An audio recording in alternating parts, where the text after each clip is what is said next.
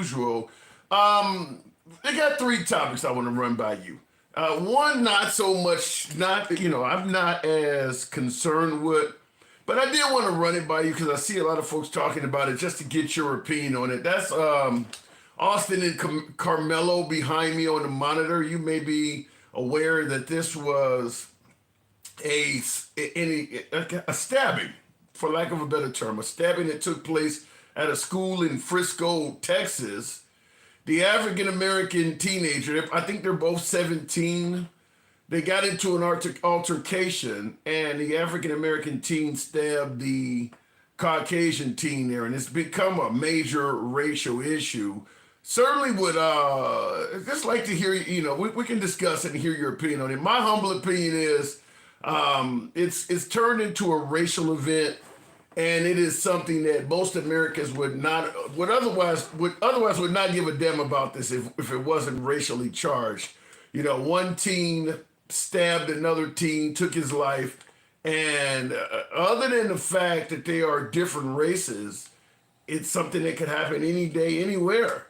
If it was two white teens or two black teens, I don't think this story would be getting the national news. But I do want to run it by you to get your opinion because I do have one. Many are suggesting that the guy who took his life, Carmelo, the black guy there, is a premeditated murderer and should spend the rest of his life behind bars. We'll talk about that. And there is something that led up to it. There was allegedly something that led up to this whole event happening. So we'll talk about that. But I do want to show you something of how the media can play things. Because this also applied in the loss of life for Trayvon Martin. Remember the George Zimmerman Trayvon Martin melee? In that case, Trayvon Martin was also a young teen, and it's the pictures that they find.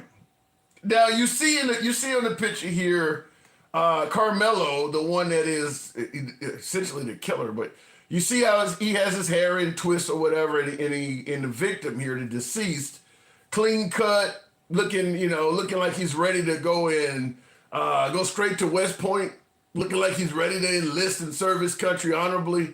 Now, this is the way the pictures have been presented. However, it doesn't take much online to find this picture here. Oops, not that picture, but that picture there. Now, that's also the same two people. That is Carmelo looking a whole lot more professional and polished up. This is not the picture that passed it around, though. That's the same guy.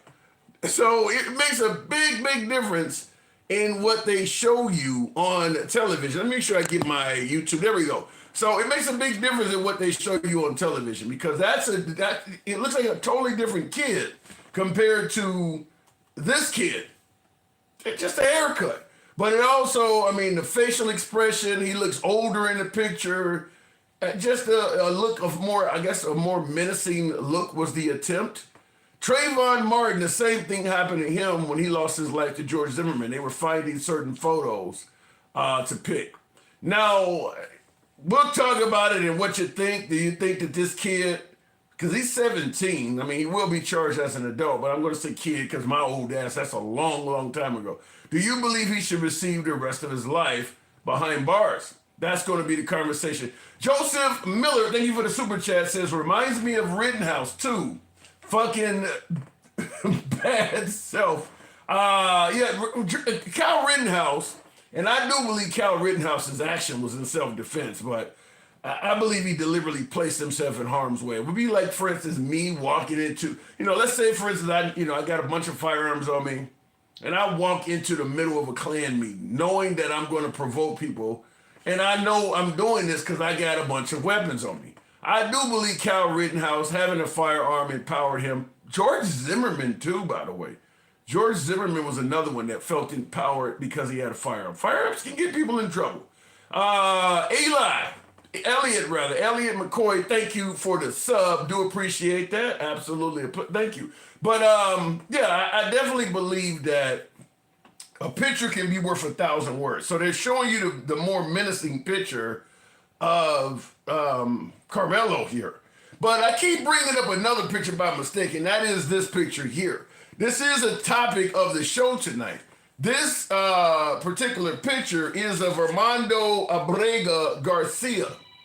Who the hell is Armando? Armando is the immigrant that has been wrongfully deported to El Salvador. Now Trump deported over 200 and some individuals to El Salvador, but he's the one that's making the news constantly because there's a notion that they deported the wrong dude. He didn't deserve to be deported. And the Trump administration, while they admitted that a mistake was made due to what they refer to as an administrative error, they are saying that he's an MS-13 gang member, so they don't want to bring him back despite a judge's order requiring them to bring him back. Now, here's the take on this. This guy has been in the country since he was 16, since 2011. 2011, so you're talking about 14 years he's been in America. My first question I want to point out is this. If he's a member of a violent gang, why doesn't he have a criminal record? He has no criminal history in America, no criminal history. They're down to saying he had a tattoo or he may have associated with some people. He's been a member of one of the most violent gangs in this country for 14 years and he doesn't have a single arrest. That's impressive. That would be impressive to be committing crimes for that long and getting away with them. He's in his 30s now. That would be impressive. I'm going to simply present it this way. If these folks are as violent as Trump, his administration is saying, why not just present some evidence? You could quiet a hell of a lot of Americans up by just simply presenting evidence that what you're saying is true. I mean, most Americans would be totally okay with getting rid of rapists and murderers, getting them out the country. Why not just present evidence that this guy is as violent and as much of a danger to the country as they're suggesting? 14 years in America, and the best you can come up with is a tattoo, or he hung around some people? That seems awfully, I mean, look, listen, at the age of 16, if you're hanging around violent gangs, that's the time you're going to do the most dirt. 16. And you're not going to escape the law for over a decade like that with no arrest or anything like that. That's just not going to happen.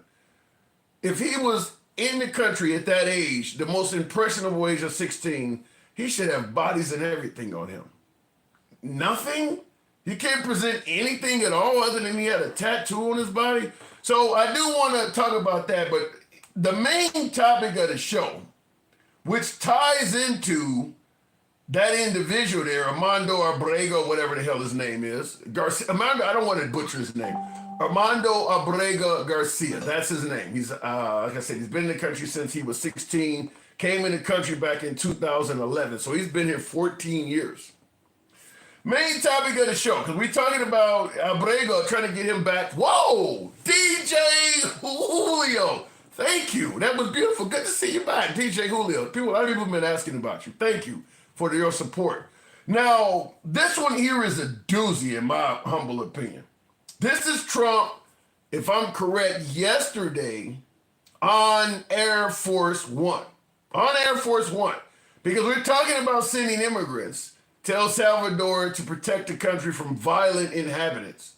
What if it was more than just immigrants we wanted to send to El Salvador? El Salvador, the president there said he would be willing to take American citizens in the federal prison population. Is that one of the ideas you're going to be discussing? Well, I love that. If we could take some of our 20-time wise guys that push people into subways and that hit people over the back of the head and that purposely run people over in cars, if you would take them, I'd be honored to give them. I don't know what the law says on that, but I can't imagine the law would say anything different. If they can house these horrible criminals for a lot less money than it costs us, I'm all for it. But I'd only do according to the law. But I have suggested that, why should it stop just at people that cross the border illegally? We have some horrible criminals, American grown and born. And if we have somebody that bops an old woman over the head, if we have somebody that is in jail 20 times and goes back and shoots people all over the place and then has a bad judge or a bad prosecutor that do nothing about him, all they worry about is politics, they don't worry about that. I think if we could get El Salvador or somebody to take them, I'd be very happy with it. But I have to see what the law. Now, he says he has to check in to see what the law is about that. I'm going to ask you flat out. Violent American felons, born and raised in America, regular, average, everyday average American citizens, they get caught up in the system for committing a violent felony. Would you be okay with dispatching them to a foreign prison? That is clearly what Trump is saying here, where he's willing to look into that. That is American-born citizens. Nothing to do with illegal immigration at this point. An American-born citizen being sent to El Salvador. To save taxpayer money, of course. Would you favor that? Now, I'm going to point out a few things that we have to discuss in regards to this. Number one, if you are incarcerated, you are entitled to counsel to defend yourself. Obviously, that's going to be incredibly difficult if your attorney has to go to a foreign country to talk to you and discuss your case. Incredibly expensive. So the average person in this country already that gets caught up in violent crimes is going to be working with a public defender. Now you got to expect that person to come to El Salvador? Good luck on that. So that's the first thing. Defending your case is going to be probably short of impossible financially for most violent felons in America. Number two, oftentimes when you're incarcerated, you do get some form of visitation from family and friends. Now, this is one where I know a hell of a lot of you folks are not going to give a damn about. Fact is, if you're a violent felon, bank robber, killer, sexual assault individual, you don't deserve to see your family is what a lot of Americans are going to say. Well, if you're down in a foreign country, you're not going to see them. You're just not. If your family members have to actually fly to a foreign country, it's probably going to be cost prohibitive for them to do that, if they are even allowed to travel internationally and have the documentation and the ability to do so anyway. So not only are you going to have a hard time getting counsel, you're probably not going to get a visit at all while you're down there. Last but not least, this one is even darker. There are correctional officers all over this country that are often punished, disciplined, or even imprisoned themselves for violating rights of inmates. I'm talking everything from simple assault to violent beatings up to and including rape. This happens all over this country. Correctional officers abuse the convicted all the time. If you're in a foreign facility as an inmate, what sort of justice can you expect? I mean, just be real. The guy we're talking about now that's down in El Salvador, if he makes a complaint, do you really think the El Salvadoran government is going to take that seriously? So if you are an American sent to a foreign prison and you are abused while you're there, what type of justice? I mean, do you even know what the jurisdiction is, by the way? So that'll all come up. We're going to talk about that because Trump is, as you heard, indicating that he would look into sending American felons to El Salvador. You can't make it up. I know if I didn't play the clip of him saying it on screen, a lot of my beloved MAGA would suggest that it was liberal fear-mongering or something you heard from CNN. And you know we are always MAGA friendly on the program. We don't block, ban, or censor, but we're always MAGA friendly. Nevertheless, you see him on screen actually saying that. So I want to hear from you folks right off the bat. Do you favor sending American citizens to a foreign country if they screw up? Looking at the comments, Doorjam Bennett, you shouldn't have too many choices if you're found guilty of a felony. I am a felon. Well, here's the problem with that, Doorjam, and I'll go straight to the box after this. The problem with your statement that you should not have too many choices if you're found guilty of a felony is our system makes a lot of mistakes. I don't know if you've heard of the Innocence Project, but that was a time when I used to donate money to them, and I've read their books. There's a lot of Americans that are found guilty for crimes they did not commit at all. Let me give it to you in a way that my beloved MAGA can understand. Whether it's the fake electors or the folks convicted in regards to January 6th, MAGA was readily up in arms, suggesting that, listen, people get railroaded all the time for shit they didn't do. When asked, if these folks are innocent, why did they plead guilty on January 6th? Or why did Trump's fake electors plead guilty if they didn't do anything wrong. Well, you know, the system is going to railroad them, and you sometimes you take a plea to get a lesser sentence. They clearly can see that. Clearly can see that. But for some reason, they don't see it when it happens to people beyond folks that are part of the MAGA environment. Prosecutors railroad citizens all the damn time. Whereas a public defender may tell you, look, I believe you did not commit this crime as well. But the evidence, the witnesses they got, the limited funding, your family don't have a house to mortgage. I mean, at this point, my guess is there's a good chance, even though you didn't do this, you could be facing 20 years if they convict you. If you take this plea, you can be out in 2 and get your life back there. Lots of Americans plead guilty to shit they didn't do. So I just wanted to push that back on you, Door Jam, and thank you for your support. But you said you should not have too many choices if you're found guilty of a felon, and I'm a felon. Point is, there's a lot of felons that should not be a felon. They should not be a felon. They took a plea because they didn't have the money to actually fight their case. Keep in mind, if O.J. Simpson was O.J. Simpson, the garbage man, he would have died in a California prison. Having money makes a big difference in our penal system. You get sent to El Salvador as a middle class or impoverished American, you're probably not coming back. It's as simple as that. You're probably gone. Okay, so looking in the comments right off the bat, when Trump gets impeached for the 3rd time, send him there because that's where he belongs. You think Trump's going to get impeached for a 3rd time? Wow. I'd like to know what the 3rd impeachment is going to be. Going straight to the box, Jeremy. Good evening, Jeremy. Welcome to the program. Sending Americans to El Salvador. Jeremy, what say you? Yeah, I don't like it. I don't think it's a particularly good idea, but I don't think it's a particularly bad idea either. I think that it's just an idea that's a more bad than good.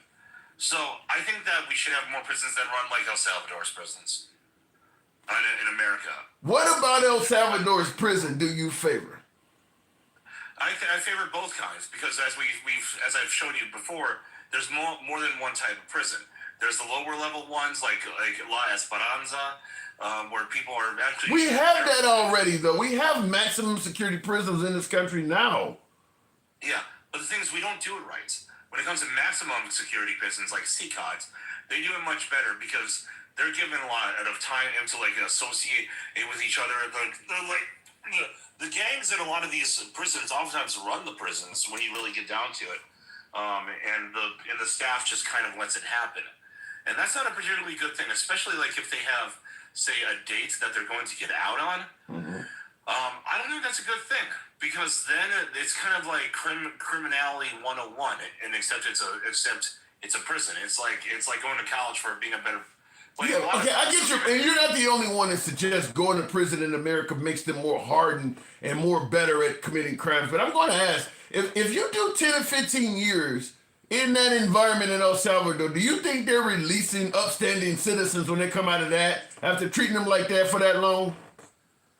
Well, CCOT specifically is their maximum security prison that's for life, so we don't have to worry about that. So we send folks that came in this country illegally or that just simply had a tattoo. We sent them to prison for life for that. It depends on what crime they committed. Like I said, La Esperanza is their lower level prison. That's the one that's like where people are actually being trained in order to be more. Well, we know Armando, this guy that's on the screen right now, Armando Abrega Garcia. He's the one that the Trump administration admits that they sent him there wrongfully due to an administrative error. We know he's in CCOT. He's in the maximum because he was on video being brought in there. So he's in a maximum security prison.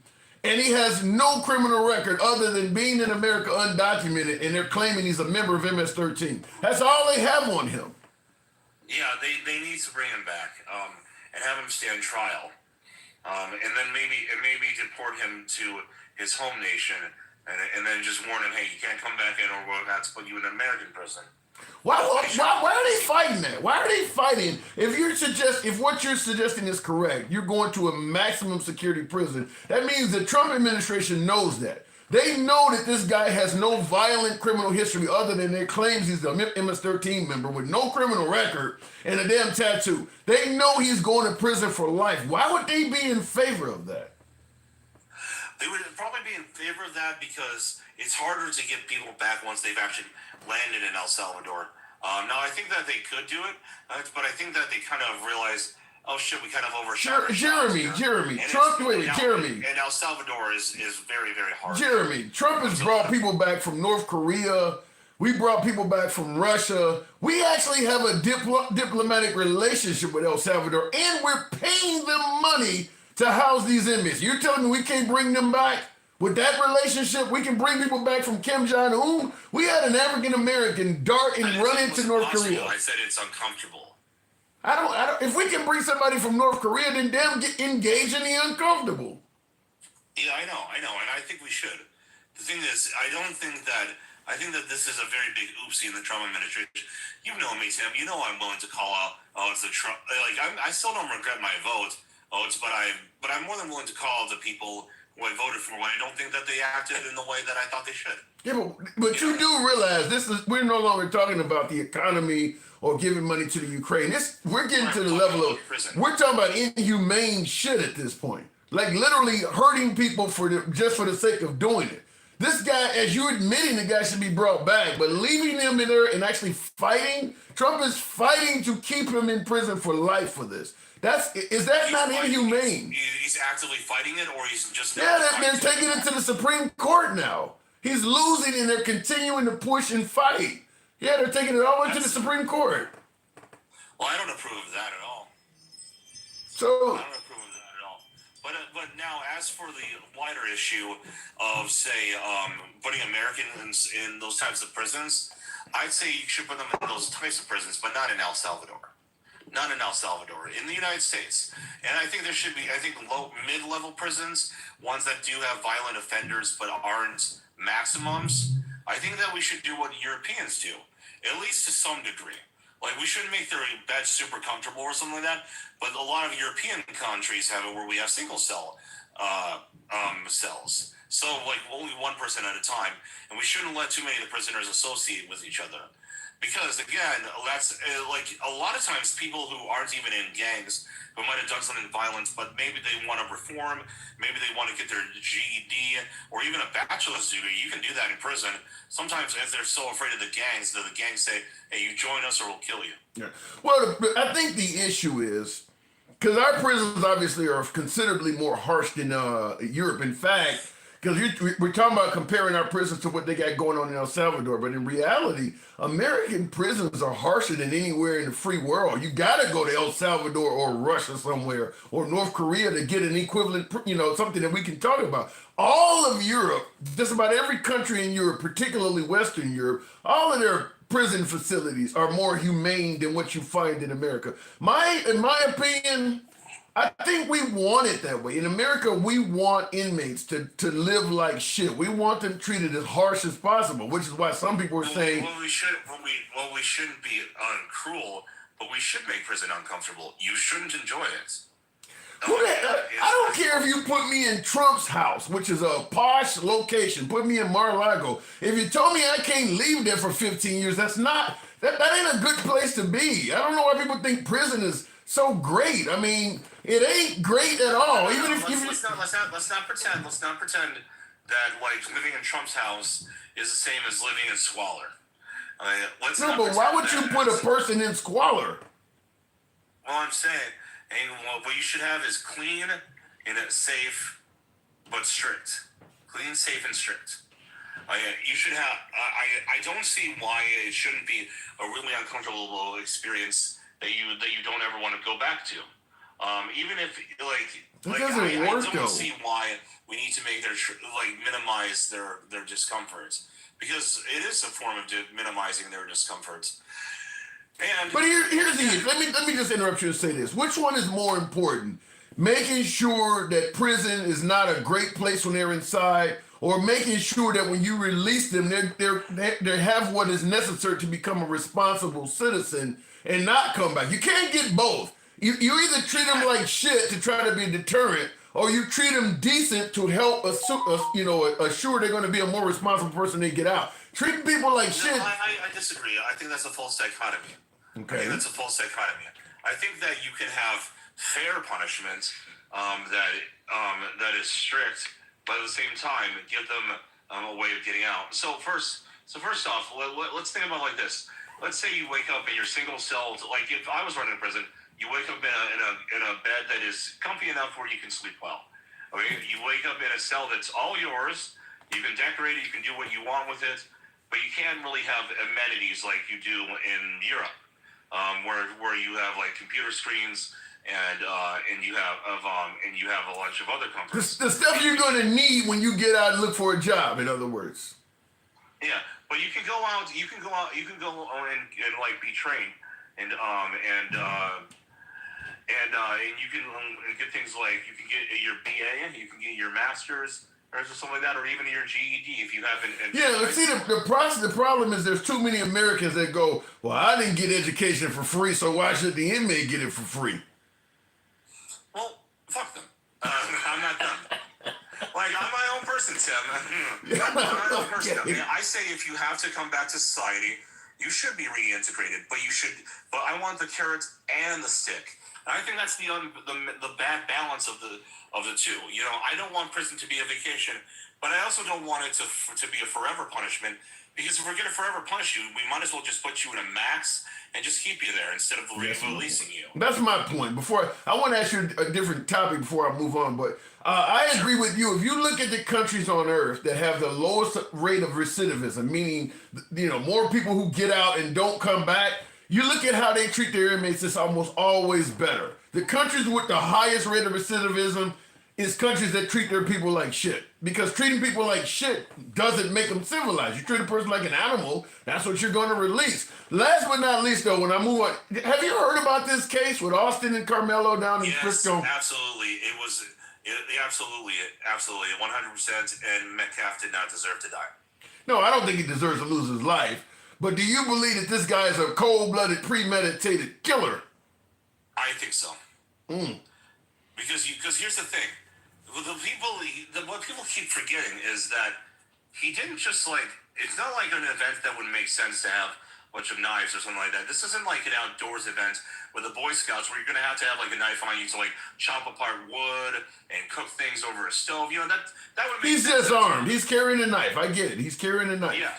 Yeah, there's got to be some kind of premeditation there. Yeah, but here's the point. I mean, because if you're saying it's premeditated, I mean, are we assuming that he just walked up to an innocent guy and just put a knife in his chest? I mean, was there... I think what happened is that he was on edge. He was probably a little bit unstable, and he was looking for some way of getting out his anger and his resentment.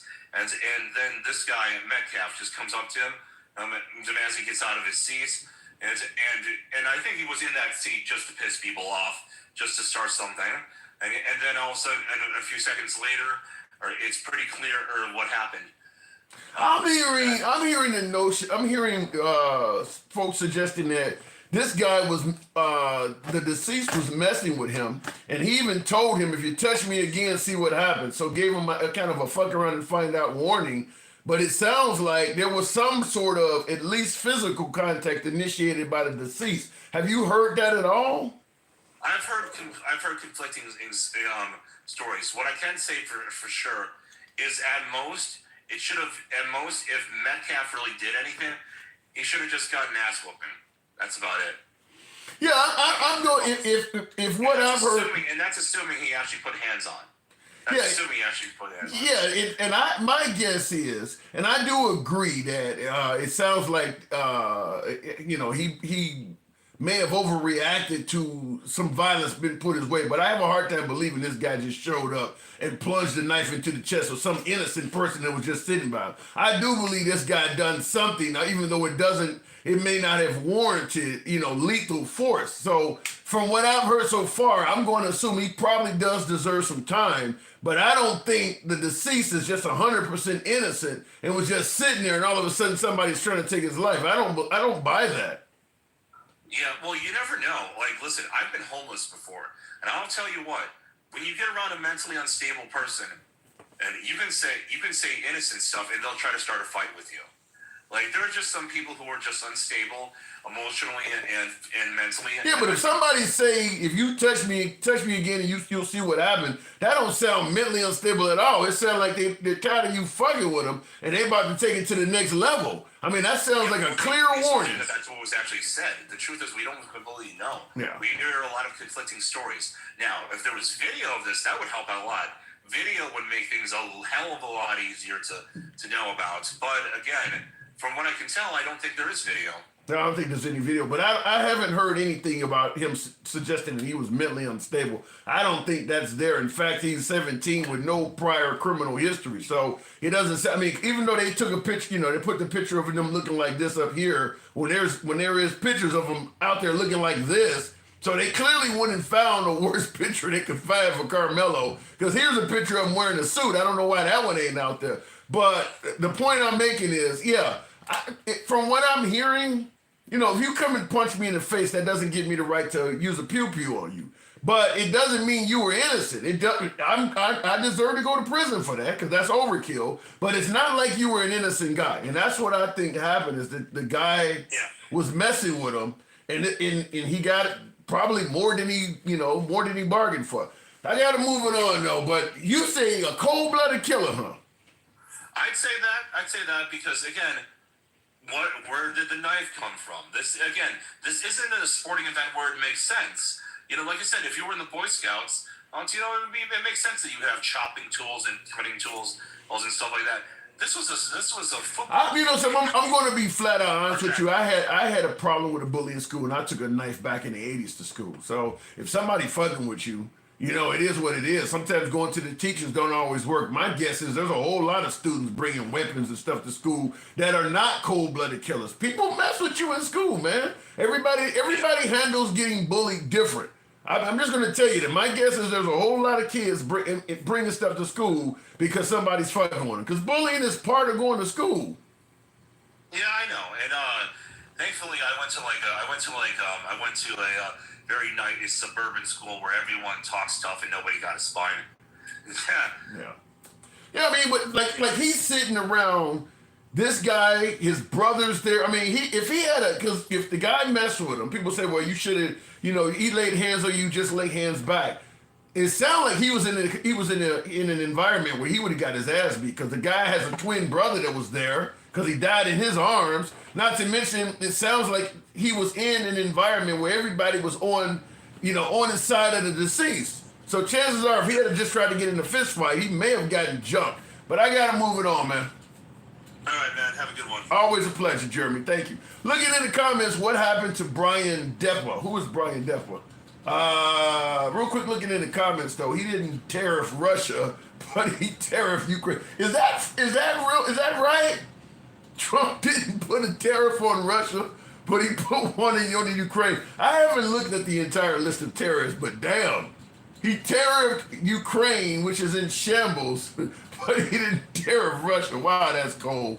That is cold. Shall we talk violent crime rates and discuss what one group is overrepresented in the mall?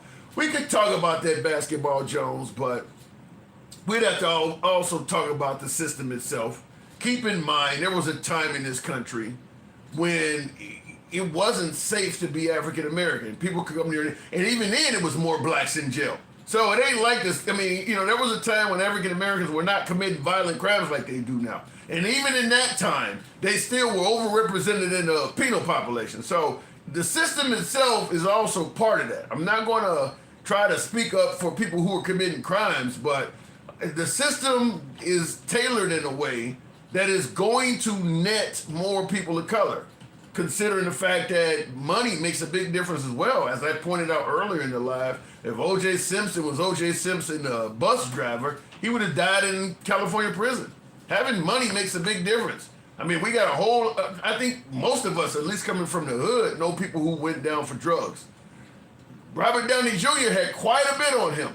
Britney Spears, Paris Hilton, they all got caught with shit on them. None of them did a day. So having money makes a difference. And there's no community more impoverished than the one that's overrepresented in the penal colony. All right, looking in the comments real quick. Tap the screen. I haven't asked for that yet. Tap the screen, get the likes up to about 15,000, and we'll move on. Yes, that is true. He didn't put nothing on Russia because Trump and them are in cahoots. That's crazy. He could have put a tariff on Russia and called Putin and told him this is just for the image. I gotta make things look right. And don't worry about it. We'll talk it out. I mean, but to exclude them looks bad. Certainly to our allies that are noticing America's getting close to Russia when we've all came up thinking that they were the enemy. Our allies, damn, you terrored me. You in Australia. You happen to be Norway. You happen to be Germany, France. What the fuck? You terrored me, and you didn't hit them up. I mean, it looks bad. It does look bad. Dorjam Bennett says, don't forget, the terms were dictated to you before you committed the crime. Not talking about the ones who got railroaded. I don't know. You said that no, the terms are never committed. The terms are not dictated to you before you commit the crime. I mean, anytime you commit a crime, the sentence, there's a big window of what it could be. I mean, you can even make a plea with the prosecutor, and the judge may not take that. I don't know if I'd agree that the terms are dictated to you. I don't know about that one. Anyway, looking at somebody says PP tapes. Going back to the vibes, we'll go straight to the one and only Dencal. Good evening, Dencal. Sending Americans. I don't know if you've seen the clip I played earlier, Dencal, but sending violent American felons to El Salvador is something Trump said he wants to look into. What say you? It's wrong. It's wrong. Why are we doing the same thing that Trump said other countries were doing to us? Sending prisoners to another country. Why are we sending other people anywhere? If they committed a crime here, shouldn't they be punished here? What is the mass sending a bunch of people to prisons without due process and saying that that's a good thing for the country? It's not. Well, he's all about saving money, so it is cheaper to house you in El Salvador than to house you in your state prison. So he's doing the same thing he says about American corporations, right? What do you mean? Sending it somewhere else because it's cheaper. Yeah, he actually is doing it. That's a good point. You outsourcing Americans. Yeah, he's America first, huh? Yeah. We spending our money over there in another country. And actually, it's interesting you point that out because if he does start outsourcing inmates, you're getting rid of American jobs. The what do you call them? Correctional officers American correctional officers that would normally have the job of being over those folks. You're outsourcing that to El Salvadorian correctional officers. Right. I'm glad. I know we talked about this a while ago, but we was talking about investing in things that go against our interests, and I said, hell, I might look into investing in the privatized prison system. Yeah. And you talk trash to me about that. I'm glad I didn't. Because they probably mad as hell because all them prisoners getting shipped to other places, and they done created this infrastructure in America to house all these people. That is true. They did expect to send. Well, I don't know. The courts may stop Trump from this whole exporting, folks to these prisons. I mean, the courts are not in favor of it. Now, he's all the way up to the Supreme Court, but the courts are trying to stop him. So those folks may end up getting their money. Because the courts because I agree with you. If you commit a crime in America, you should do your time in America. You shouldn't be sent overseas because, first of all, the right to counsel. If I'm serving time in El Salvador, I got to pay an American attorney to fly all the way down there to talk about my case with me. It's already hard enough to hire an attorney because it's cost prohibitive. Now I got to pay for him to take international flights and shit. I mean, that just... Them folks ain't got enough money to afford... At all. At all. Yeah. Not to mention if you want to meet, if you want your mom or your spouse to come see you every now and then. Now they got to do an international flight. I mean, all of this is bad. It's horrible. And once again, I do want to revert back to one of the things I heard you say the other day is they need to slow the hell down. Yeah.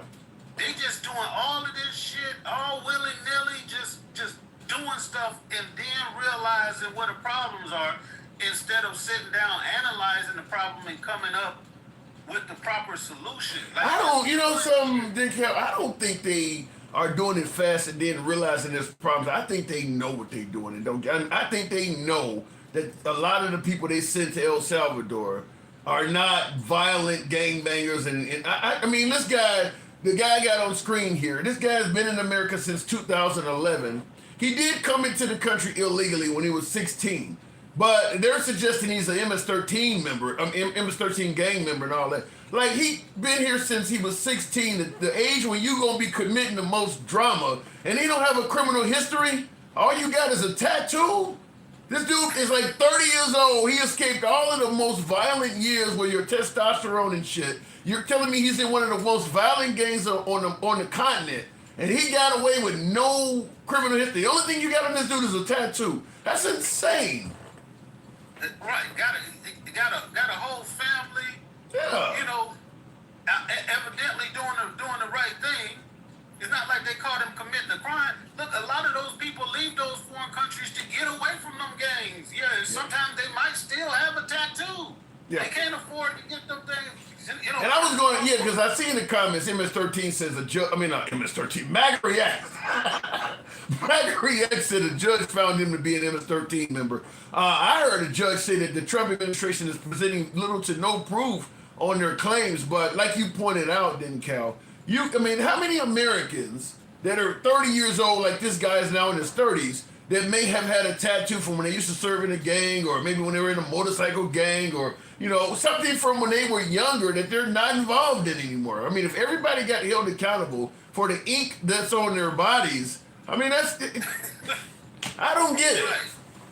Right. So then, we should hold up Pete Hegseth to the same standard then, right? Well, we did a show on Hegseth tattoos, and I came to the conclusion that his tattoos were military and religious. So, because people say they're white supremacist tattoos, we broke them down. I was able to find them everywhere, all over the internet.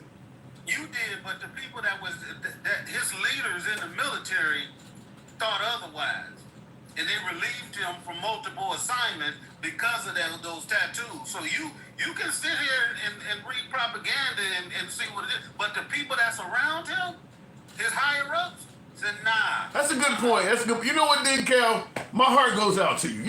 That's a good point. That's a good point. My heart goes out to you. So, but when I looked it up, I did find his tattoos in places that were not racially oriented. But you're right. The military saw his tattoos and came to the conclusion that he was a nationalist or some kind of white supremacist or something.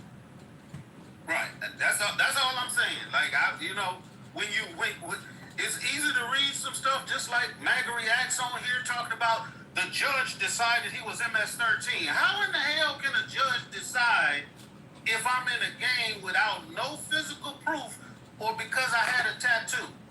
Can they show? I haven't heard that. Yeah, because you should.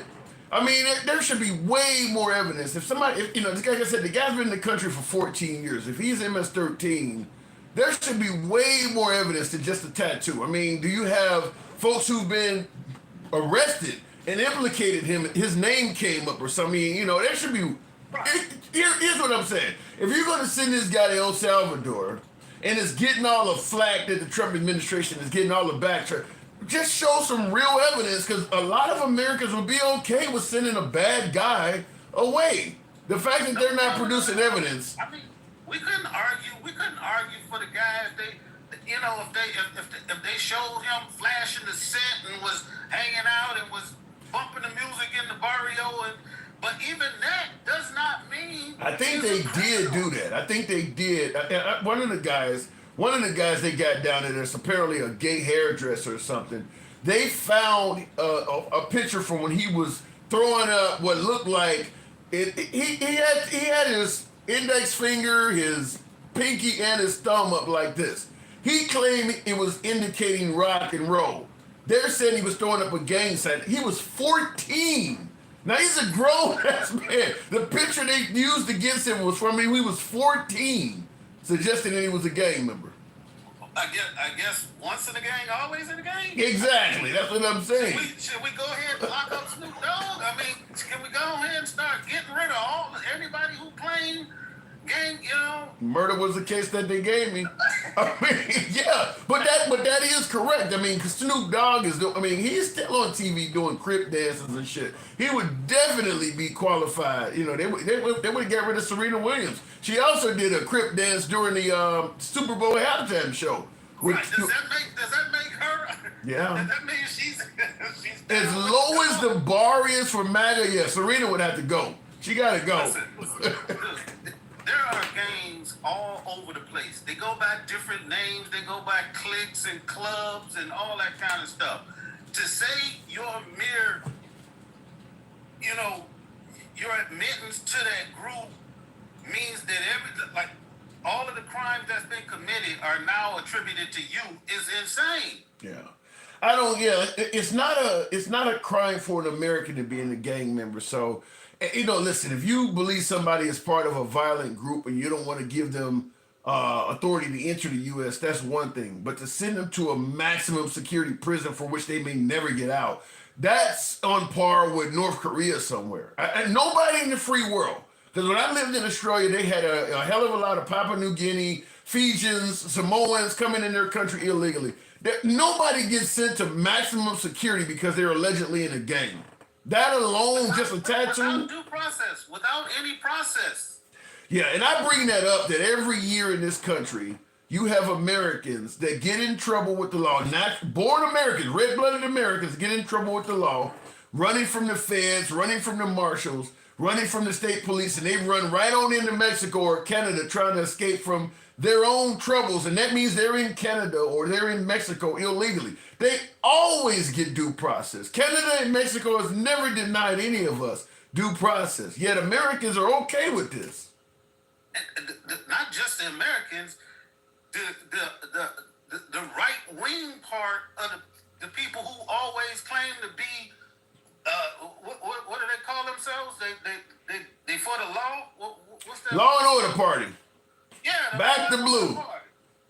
Yeah, back to blue as they beating them over the head. Back to blue. Well, like backing them up black and blue. Well, I don't know. Real quick before I move it on, you heard about the case?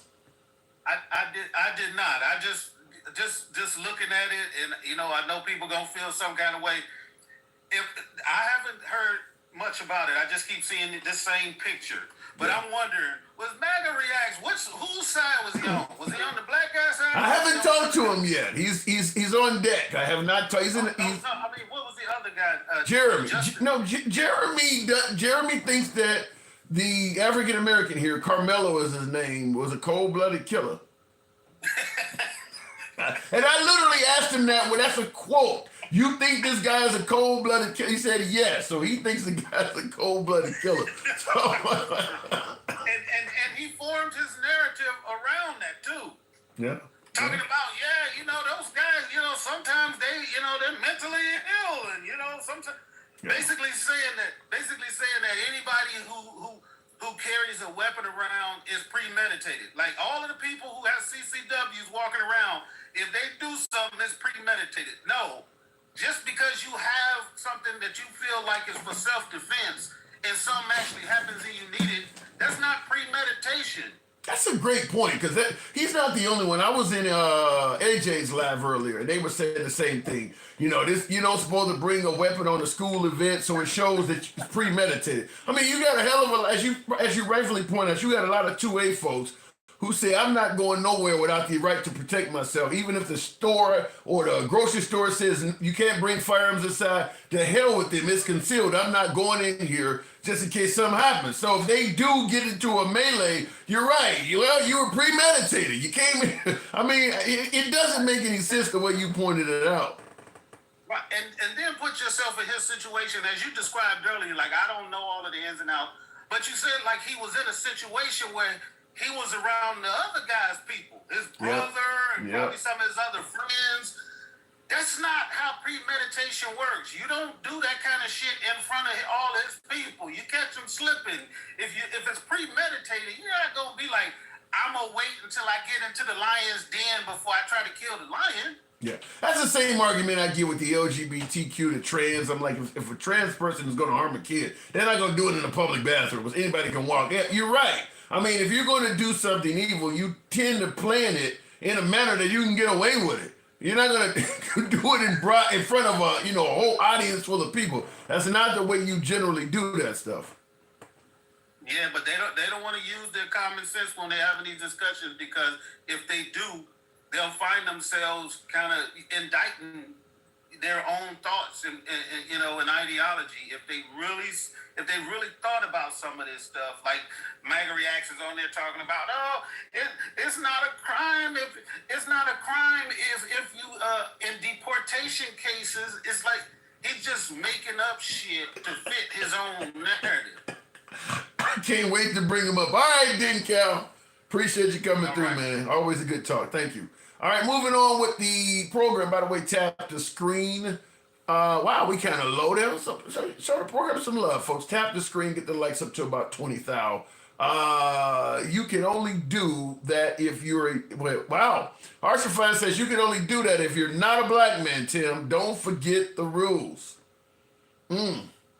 So what are you suggesting? Let me ask you guys by way of yes or no in the comments. By way of yes or no in the comments, if the knife welder was the white guy in this picture, do you believe America would treat things differently? Let's say the black guy, he had told the black guy ahead of time, if you touch me, touch me again and you're going to find out, because that's what allegedly he told him. If you touch me again, you're going to see what happens. I can't remember the exact quote, but he did warn him to stop touching him. If the situation was reversed and you had the white guy in possession of a sharp instrument telling the black guy, quit touching me or you're going to see what happens, do you believe America would see this case differently? Just wondering, shooting the shit with you, wondering what you say. So it is okay to bring a knife to a fist fight. Dorjan Bennett, no, it's not. No, it is absolutely not. However, innocent is innocent, guilty is guilty. I mean, like I said, I don't believe that the deceased deserved to perish, but it doesn't sound like he was just some innocent victim that the guy just got up and plunged a knife in his chest. He does sound like he might have been taunting the guy and bit off more than he can chew. My guess is Carmelo will get some time. Based on what I've heard so far, I think he deserves some time. But I don't think he deserves to, to rot inside. I think, listen, if somebody punch you in the face and you pull out something deadly and get them with it, you're going to probably do some time. But the courts probably will take into consideration that they were assaulting you. Bottom line is jail. Now, Dorjam, I don't agree with you there. El Salvador. He said bottom line, jail is jail. No, sending somebody to El Salvador versus sending somebody to, a institution in America, big difference. If I'm correct, I think I read an article for the video I'm making where they said that over 200 inmates died in that El Salvadoran prison. I think last year or the year before last, 200. That's a lot for one place. 200 deaths? That's a lot. And I'm going to tell you flat out, I don't believe it's all due to inmate on inmate violence. Looking at the way they're being treated when they're being brought in, you giving the correctional staff that much power over them? Wouldn't surprise me if some of that is coming from there. And even in our penal facilities, correctional officers go down for being violent to inmates, sexually violent, all of that, all the time. So anyhow, moving on with the program, and thank some of you folks that are tapping the screen. Give me up to 25 so we can take the next caller. About a minute of tapping. We are also on Instagram as well. Real quick in the comment section here. Yes, he was. The Trump administration admits it was an administrative error. Yeah, they did admit that. The Trump administration did admit it was an administrative error that got him deported to El Salvador. Here's the thing. If you come in this country illegally, 100% illegally, you still have rights. Let's say, for instance, an attractive woman swims across the Rio Grande, and the minute she gets out of the water, she's looking at the of a border patrol officer. Got handcuffs in his hand and everything. And he decides, well, I'm going to enjoy her before I deport her. You don't have the right to sexually violate her. The fact is, you cannot do certain things. You can't just send somebody to a violent prison just because they entered the country illegally. I mean, they still have human rights. You can't. I mean, there's a lot of folks who believe that if you enter this country illegally, it's okay to do anything they want to you. That goes against all sorts of agreements we have internationally. You can't just violate somebody.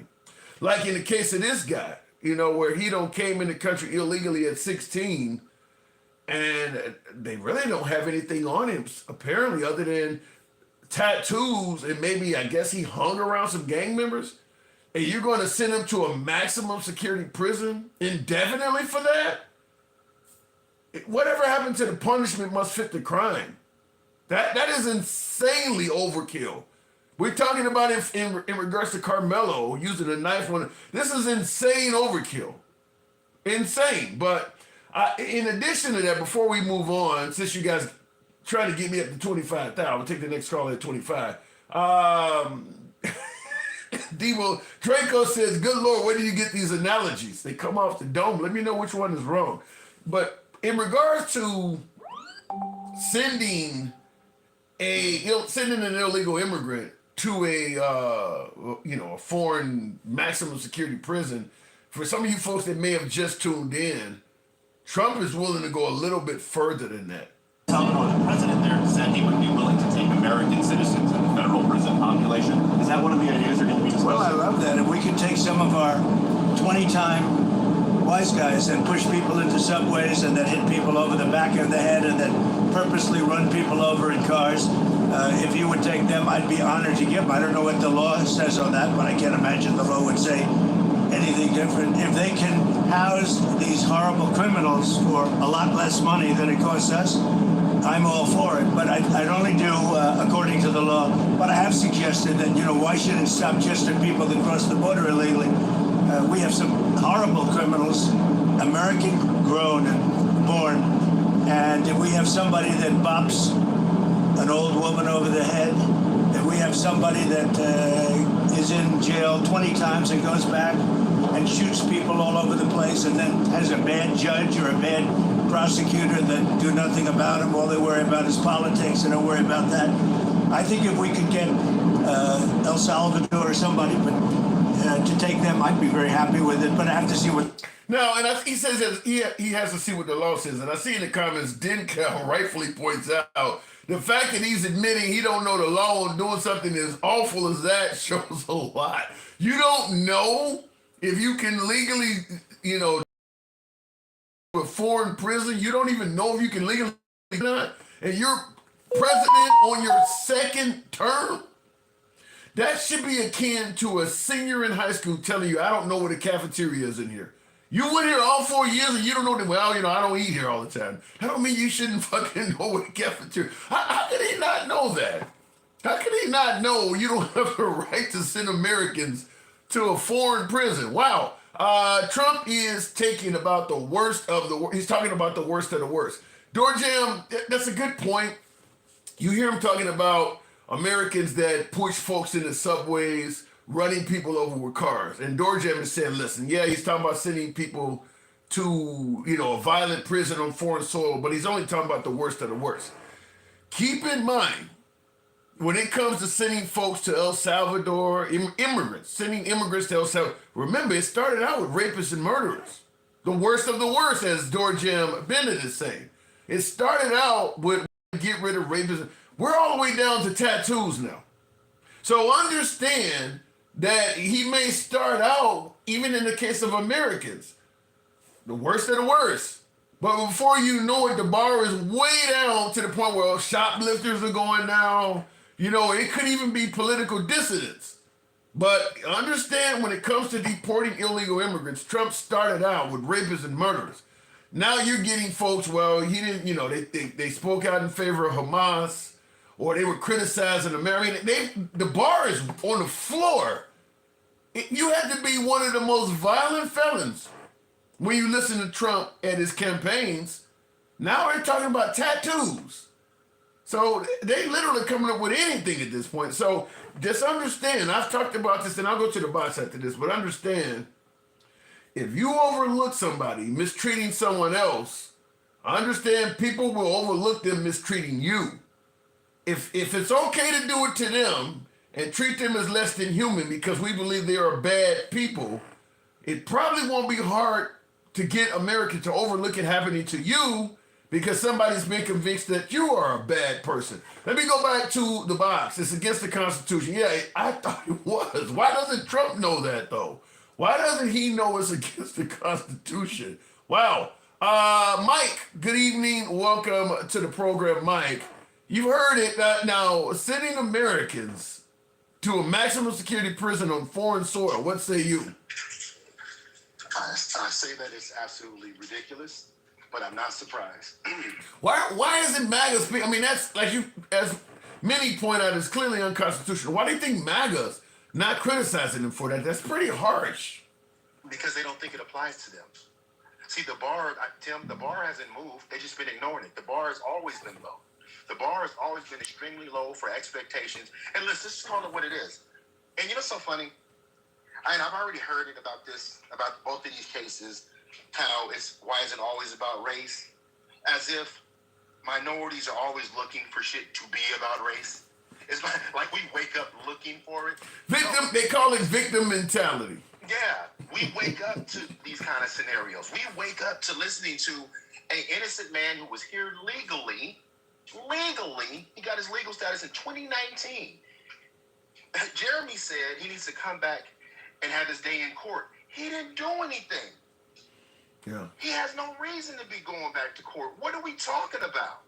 Well, the problem is when Trump got in office, he kind of changed the rules. The guy came in legally, just like you could claim asylum, which was a legal way to come in this country. When Trump got in office, suddenly people who had came here legally through that method became fugitives. So this is what a lot of folks on the right do not understand is that, they say it's okay for to come to the country, just come legally. They did come legally. It's just the Trump administration did not acknowledge that Biden had the right to make that a legal way of entry.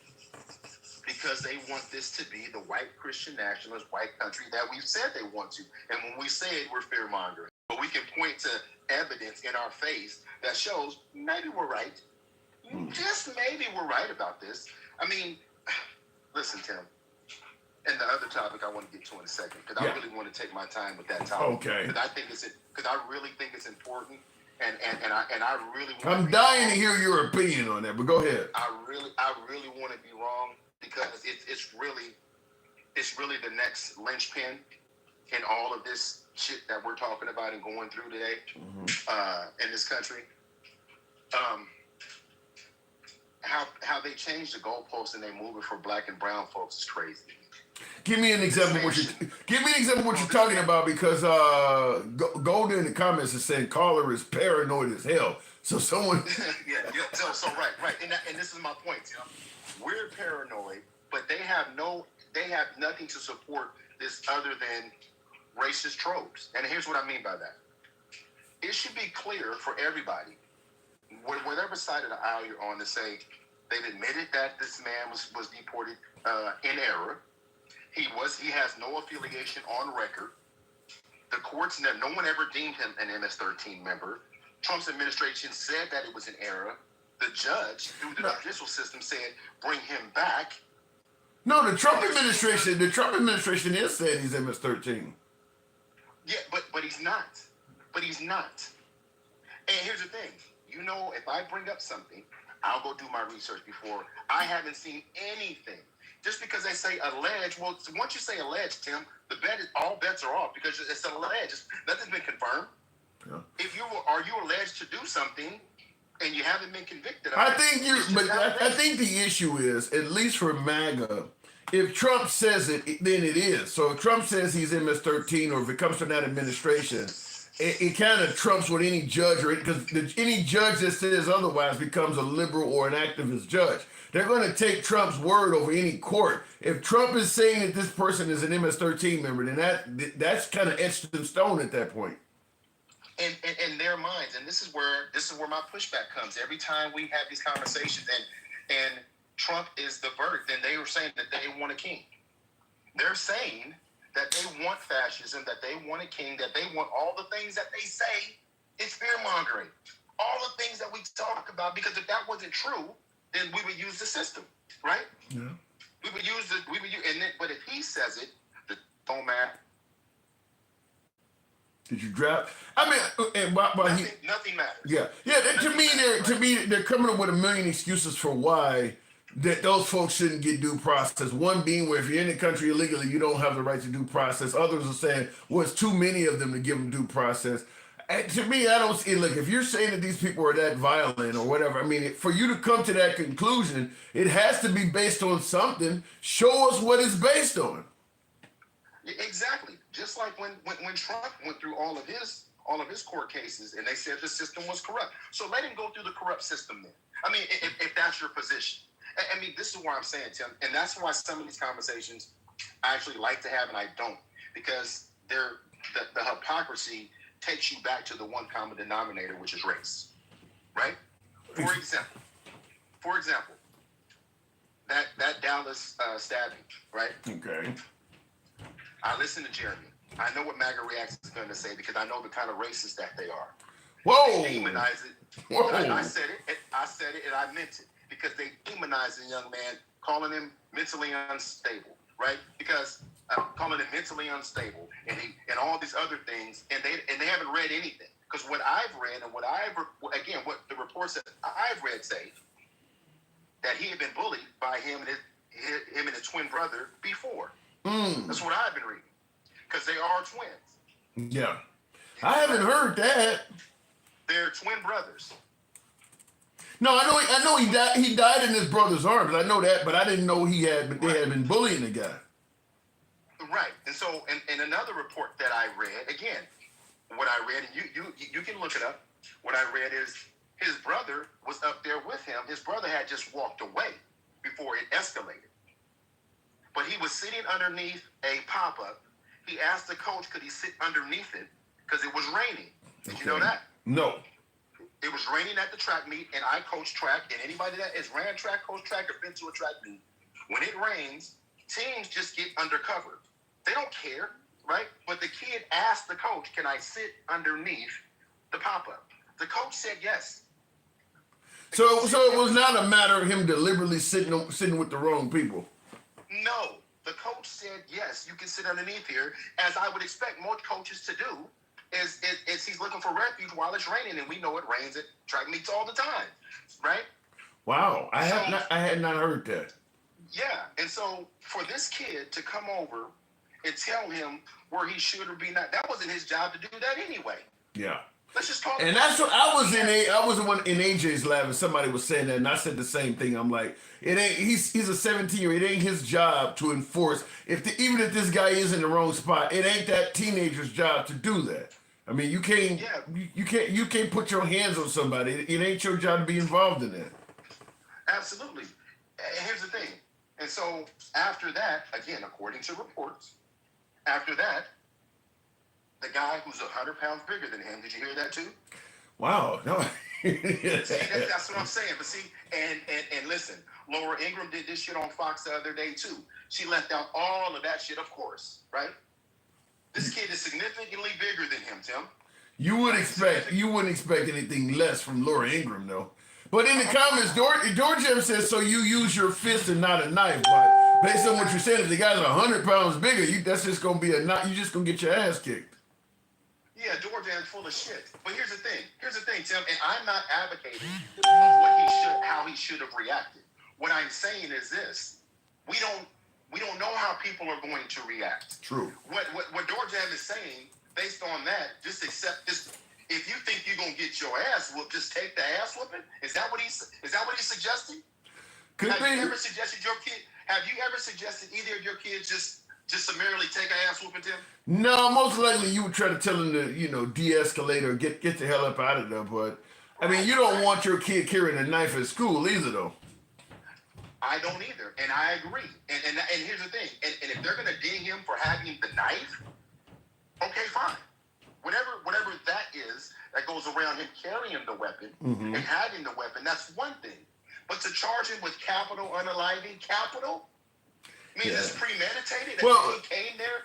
That's nonsense. In my opinion, it could be something like what they did with George Zimmerman, where you overcharge somebody, just to appease the public, when you know you're not going to probably meet the standard for that. I mean, it wouldn't surprise me. I mean, even in my opinion, based on what I'm hearing, I don't think the kid should walk away scot-free, but I don't think he should be doing, life in prison behind it either, because like I've been pointing out, the deceased was not just some innocent guy where he just walked up and plunged a knife in his chest. He was doing something, because he made it clear by saying, if you touch me again, you're going to see what happens. Exactly. So you touched me again. But here's the thing, though, Tim. I'm going to push back on you big time on this. You can't have that position and then say Kyle Rittenhouse should have got off. There's no fucking way. They shooting at Kyle Rittenhouse. No, that's different. Yeah, that's big difference. They did not shoot at him. Well, you got a guy with a hold on. Kyle Rittenhouse is on the ground while one guy is trying to hit him with a skateboard and doing flying kicks. There's another guy off to the distance with a pistol in his arm. That's after he killed another guy who was trying to disarm him. Kyle Rittenhouse was acting in self-defense. He didn't have a choice. He shouldn't have been there, but once he was there, it was in self-defense. Tim, okay. So what I'm saying is, and this is why these conversations, and this is why race matters, because, and not from our perspective, but we know the history of this, right? It's why the nation was up in arms when OJ got off, as if all black folks were. Oh, race absolutely plays a part. I agree with that. It does. Listen, and let's just be clear, real quick on OJ. Black folks weren't happy because we loved OJ. We were happy because he got off worked as it was supposed to do. Yeah, we were happy because the system finally worked as it was designed, and white folks was still pissed off as if black people did something. And the fallout, and there was fallout behind that too, but I'm going to get back to that. But what I'm saying here, Tim, is this. We are legislating how somebody should react in the protection of their own space. And what I mean by that is, he didn't pull out a firearm and just start pew-pewing randomly at the school. Matter of fact, if you read the report in his statement, he asked, did he unalive him? Is he going to be okay? He admitted. He said, he admitted he had did it. Yeah, he didn't try to deny it. And here's the thing, and people need to understand, and this is why we need to be able to have a conversation. And sometimes when we have these conversations, we should be talking to the other side instead of going back and forth between, comments and all of that, because they're mischaracterizing this. This young kid was not a Stone Cold killer. He has no record. He has no record. But let me ask you, do you believe he is innocent? You believe he should walk? I don't know. You know what? This is what I'm saying. There's not enough evidence yet. And here's what I'm going to say. I'm going to give you a perfect example. If they find his phone and he has text, or somebody can verify that there was conflict before, and he had alluded to, man, he do this, that, or a third to me again, I'm going to do this. Then no, because that's pretense, but it's not premeditated. Because at the end of the day, that guy came to him. He didn't go to him. That guy came up in those steps trying to regulate that young man and where he's supposed to be. Right? Now, why? Here's a funny thing. They haven't showed the pictures of, and I don't remember the deceased young man's name right off, but Austin. His brother, have you seen the picture of Austin and his brother with the assault rifles? And and that's one thing. They ain't showed that. So Google that. You'll see it. Both of them are standing there with camouflage and assault rifles, right? I haven't seen that. Yeah, I know. I know you haven't, because this is what happens. This is what they do. And if you notice something, Tim, you'll find it. Yeah, go ahead. I'm listening. If you notice something, and his dad was trying to plead. His dad, Austin's dad, was trying to plead to people, do not make this about race. This is what his father. There's no way to avoid that. There's no way to avoid. I know, but here's the thing, and I'm reaching out about his father's statement. His father's saying, "Hey, everybody, take a breath here. Everybody, just relax, right? Like when he could have come out and just went in, but he didn't, right? But he didn't. So all I'm saying is, we come to these conclusions that. Let me find this picture. I'm looking at it. I see. I mean, it's not very clear, but I'm looking at it. He got a long rifle in his hand. He met his brother, right? But no, I just him and his dad here on a hunting trip. Wait, was that his dad? No, his dad I think that was. I think they said that was his dad. Because. But I do. But your point is well taken. That if there was a picture of Carmelo. Right, you're scrolling down, right? Isn't that right on the right? On the right? Oh yeah, yep. That. They got this picture. He refers to them as a suspected white supremacist. Damn. Okay. Now, when you think about that, and Michael did not say that, and Michael is not saying that, right? I'm trying to be fair about this stuff, Tim. I really am, because they didn't put the nice picture of the young man. They put his booking picture. It's right. Just, we have to stop. And here's the thing. Until white people see this and acknowledge it, like when we talk about sending all these, there it is right there, right? Now, if the shoe was, now they're trying to portray it the other way around. They're trying to make it seem like this kid is unhinged. He comes from a single, he comes from a two-parent household. His family does very well. He's not this monster. No, he has no criminal history or anything, so he doesn't fit the narrative. But like you said, they are. This is kind of like when what is his name? Trayvon Martin was killed. He didn't have any criminal history, so they started finding out he smoked weed. He was truant from school. They were desperate to find something on this 17-year-old victim. So the same thing, they put out the worst picture of him wearing a hoodie and things like that.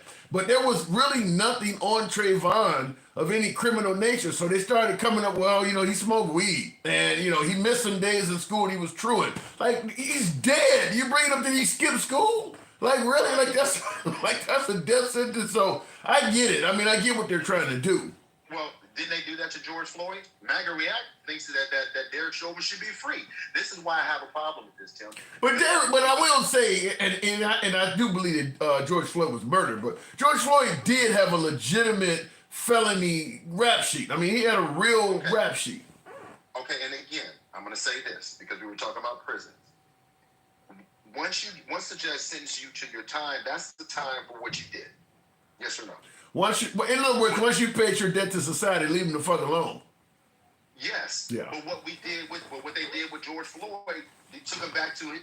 Yeah, they held. Yeah, Candace Owens did a video about George Floyd, and she brought up everything he did since 2004, indicating that some people look at it like, look, good riddance. Yeah, he might have, Derek Chauvin may have been wrong, but hey, he's just ridding society of scum. Yeah, that is what they did. And we gotta stop demonizing people.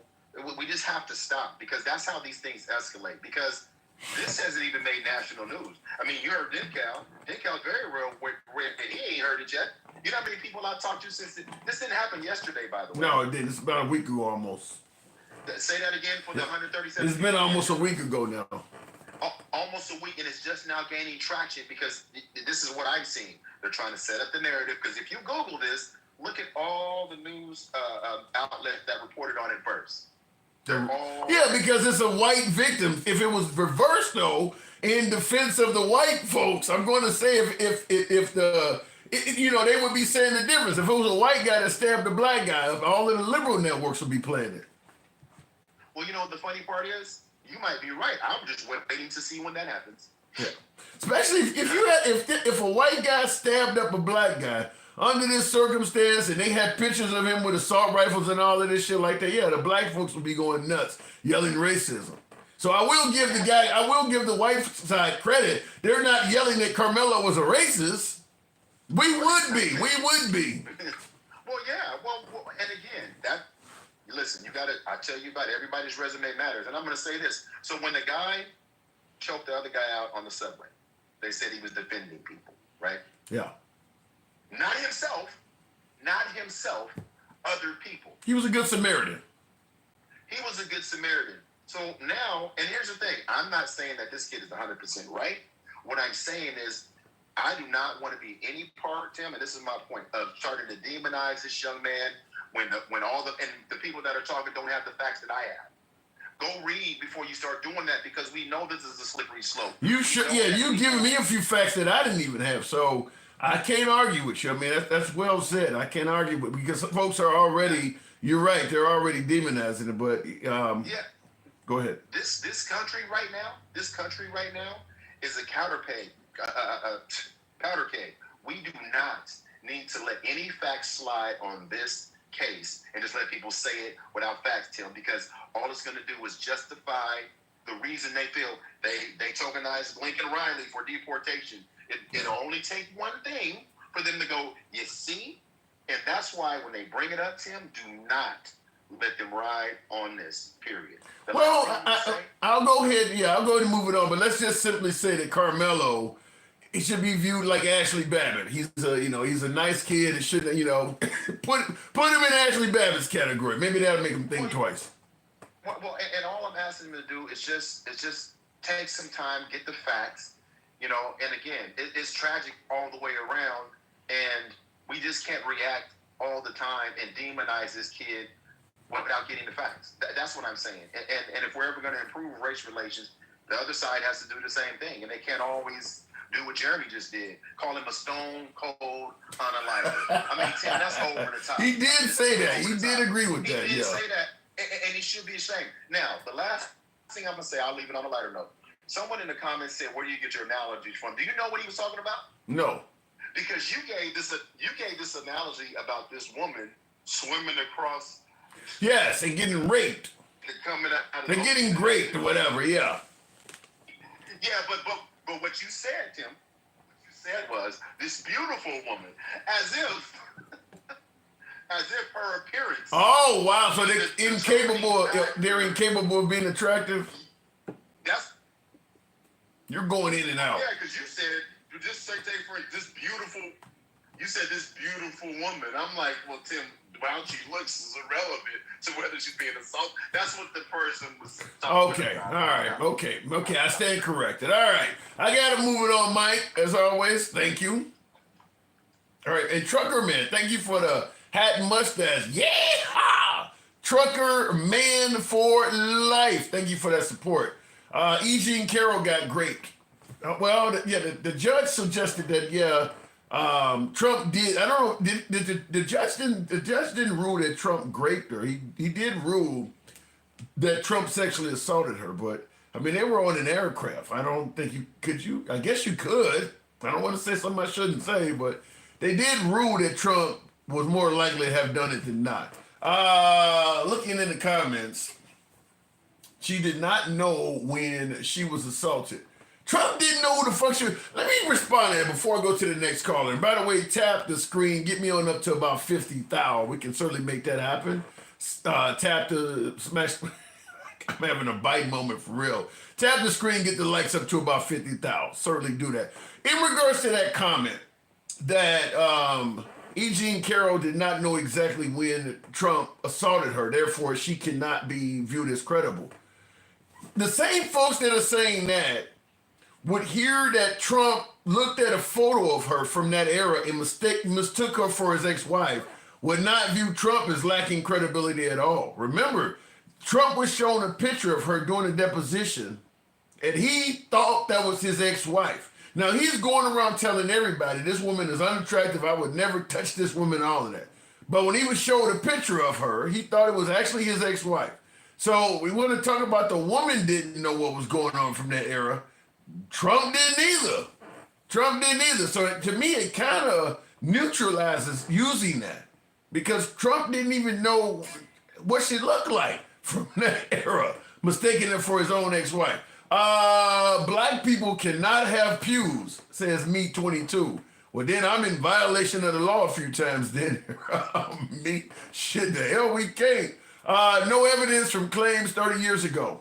That ain't what the courts ruled. I'll just leave it that way. And by the way, I don't know how you could present evidence from something that happened that long ago, other than you go by what, like say for instance, she don't told a friend remembers it or something like that, or she went to the doctor and the doctors remember her discussing it, but actually providing solid proof that you did something like that 30 years ago is almost impossible. In fact, Bill Cosby would have never did a day in jail if he didn't open up his mouth and admit that he was drugging women. It's almost impossible, so it is what it is. But it doesn't help when you got the guy, appreciate the hat and mustache. Troy, you put one on Carmelo back there, wow. It doesn't help though when you're opening up your mouth and admitting things, just like Trump. Okay, he's being accused of sexual assault. Folks point out was 30 years ago, you don't even have evidence. But then when you got the guy on video Just like you had Bill Cosby on video admitting to using Quaaludes to drug women. I mean, Trump's on video talking about grabbing women by the, I mean, that doesn't help. I mean, it doesn't convict him. I'm not saying that comment convicts it, but it doesn't make you look like this is the wrong guy we charged. I mean, he's on video bragging about assaulting women. And now he's been accused of assaulting a woman. I mean, it kind of fits in line, but it is what it is. It was from decades ago. Tim, how is a damn glamour shot got shit to do with the allegation? The fact is, you don't know who the fuck you're looking at. You're on television telling people she is so unattractive, there's no way in hell you would ever lay your hands on her. But then they show you a picture of you with her, and you don't know who the fuck she is. It's got something to do with your credibility, Draco. It's got something to do with your credibility. That's what I'm saying. You think she's your ex-wife, so clearly your ex-wife was attractive. You married the bride. So it's got something to do with your credibility is what we're saying. Don't matter what it looks like, it matters what you can prove. Well, in civil court, you don't have to, it's not in criminal court. The criminal case, that any case you would have had, the statute of limitations were long gone. But in civil courts, you don't have to, it doesn't have to be beyond reasonable doubt. Just like O.J. Simpson was found not guilty, but in civil court, they won a ton of money. In fact, O.J. Simpson still owes them money. His estate still owes the Goldman family money. I didn't hear nobody say it in his case. Well, he was found not guilty. Why the hell is he losing in civil court? That's kind of how the court works. Before we go back to the box, tap the screen. It'll be on up to 45,000, so I can take the next caller. See how they have the double standard? Yeah, Mike, that is a good example. It is. I can't argue with you on that. That is a good example. My point is the assault had to have been severe or shameful enough for a person to decide to go public. That decision is a serious one. No, I don't agree with that. Mode or it just says mode or culture. Listen, Trump is a big target. I mean, he's worth a ton of money. People do make up assaults. Certainly if they think they can get a quick out-of-court settlement for it. So I'm not saying that any assault made against Trump is going to be for certain because you wouldn't know. People make up shit. The Duke rape case is a perfect example where a stripper performed in front of the lacrosse players. Was it Duke? I think it was lacrosse players. Yeah, they performed in front of some lacrosse players. It was an African-American woman. She was a stripper. And they hired a stripper, some frat boys or whatever. Hired a stripper, and the stripper went in there and realized that these kids are likely, going to be tomorrow's next leaders. I bet their families have money. Went back out to the car and told her friend who drove her to strip for them. Now they hired her as a stripper. All this is legal. But she told her friend, I'm going to do this. And the friend ended up testifying against her in court that there was a premeditated claim of sexual assault. Women do make it up. I don't think most of them do. I don't even think it's close. I think most of them who claim they've been violated have been violated. But some women do make it up because there's a big pay. There could literally be a big payday at the end. Certainly if it's somebody extremely wealthy. Let's say, for instance, a wealthy guy decides to cheat on his wife. And the affair coming public would be very harmful to the guy. Well, the mistress knows that he don't want that to come public. So she got something against him. He's going to pay at least something to keep that private. I mean, the game gets played. I'm not going to pretend like the game don't get played. Same thing happened to Kavanaugh. Can't spell name, couldn't remember anything, nor had any proof. Yeah, listen, the problem, they talk about Brett Kavanaugh, the Supreme Court Justice. The problem is when you bring up really old cases, it's going to be challenging. I understand some women, because of the stress, because of the embarrassment and things like that, don't want to come forward. But at some point, I guess, if you haven't come forward, you probably just shouldn't. I mean, you're coming forward 20, 30 years from it, it's going to be harder. I mean, because, all of the proof is kind of gone at that point. Unless the individual tried to pay you off or something like that, and you still got paperwork or some phone call. But if you're going to come forward, the sooner the better. Looking in the comments, going back to the vibes, are we at 50? No. You guys are slow on tapping the screen. Show the program some love. Where were you on 9/11? Where were you when Trump was shot? A person would remember where they were when it happened to them. You remember when something dramatic happens to you. Not always. That is not always true. Listen, at the end of the day, when something really dramatic happens to you, you don't always remember. Everybody handles PTSD differently. The human mind is not ever concrete. Everybody's mind it could be anything. So listen, I'm with you. I tend to remember what some people don't. Some people don't. I mean, just like you would think if somebody pulled out a firearm and was trying to take your life, you would run or hit the ground. Some people freeze. Some people will literally freeze and turn into the perfect target. Everybody reacts differently to something traumatic. So you can't just suggest that everybody would remember where they are. I don't believe it works like that. Some people might actually try their best to get it out of their mind, to try their best not to remember it because it's so traumatic. You just don't know what the human mind is capable of. And it's a big difference between, because he says, but I was in New York during 9/11 and don't remember shit. Well, there you go. There you go. Suppressing the dramatic event is a real thing. Yeah, so just suppress it. I don't want to remember it. There are people who do that. Let me go back to the box. We'll start it out with MAGA Reacts. Good evening, MAGA Reacts. Now, what are you thinking in regards to this case? Do you think, now, Mike has some choice words. Mike tends to think that you're going to suggest that this was a cold-blooded assassination. I wouldn't go that far. I mean, I kind of want to lean that way because a knife is like a weird self-defense weapon. Because normally you're either a gun or like a baseball bat or something like big and blunt with a lot of reach. Well, for a 17 like close and murdery. Well, versus, hold on. For a 17-year-old, a firearm may not be accessible, and a bat is too big and bulky. If you need something that you need something to conceal, you're not going to carry a bat around with you. Well, you said it right there. Like conceal, like. The concealment part is what bothers me. Like, if I wanted to fight someone or defend myself, I'll grab a chair, like I used to ride motorcycles. I always had that motorcycle helmet in my hand ready to smash somebody in the head with. I didn't fucking carry a knife to defend myself. I don't know. It's either a gun or like something convenient and available. Like, knife. I mean, it depends on the knife too. If it's just like a tool he happened to have, that's more, I would lean toward innocent, but... You know how many bitches carry blades around with them? A whole lot of people carry knives and sharp instruments as a weapon of self-defense. Where have you met me? Most of the entire prostitution community carry around blades. Hell, a hell of a lot of Hispanics do. You're saying a knife is not what somebody would carry? A lot of people carry knives around to defend themselves. Okay, if that's the culture and that's okay. And we'll be all right. Yeah, I see the comment. Cedric said. That's what I always say. I'm just giving you my perspective. Okay. I really don't know, Yeah, I see Cedric said. Cedric in the comments said, "I got one on me now." Yeah, I mean the thing about it is, and I mentioned this earlier in the live. I had some issues with bullies when I was in high school, and I temporarily carried a sharp instrument on me.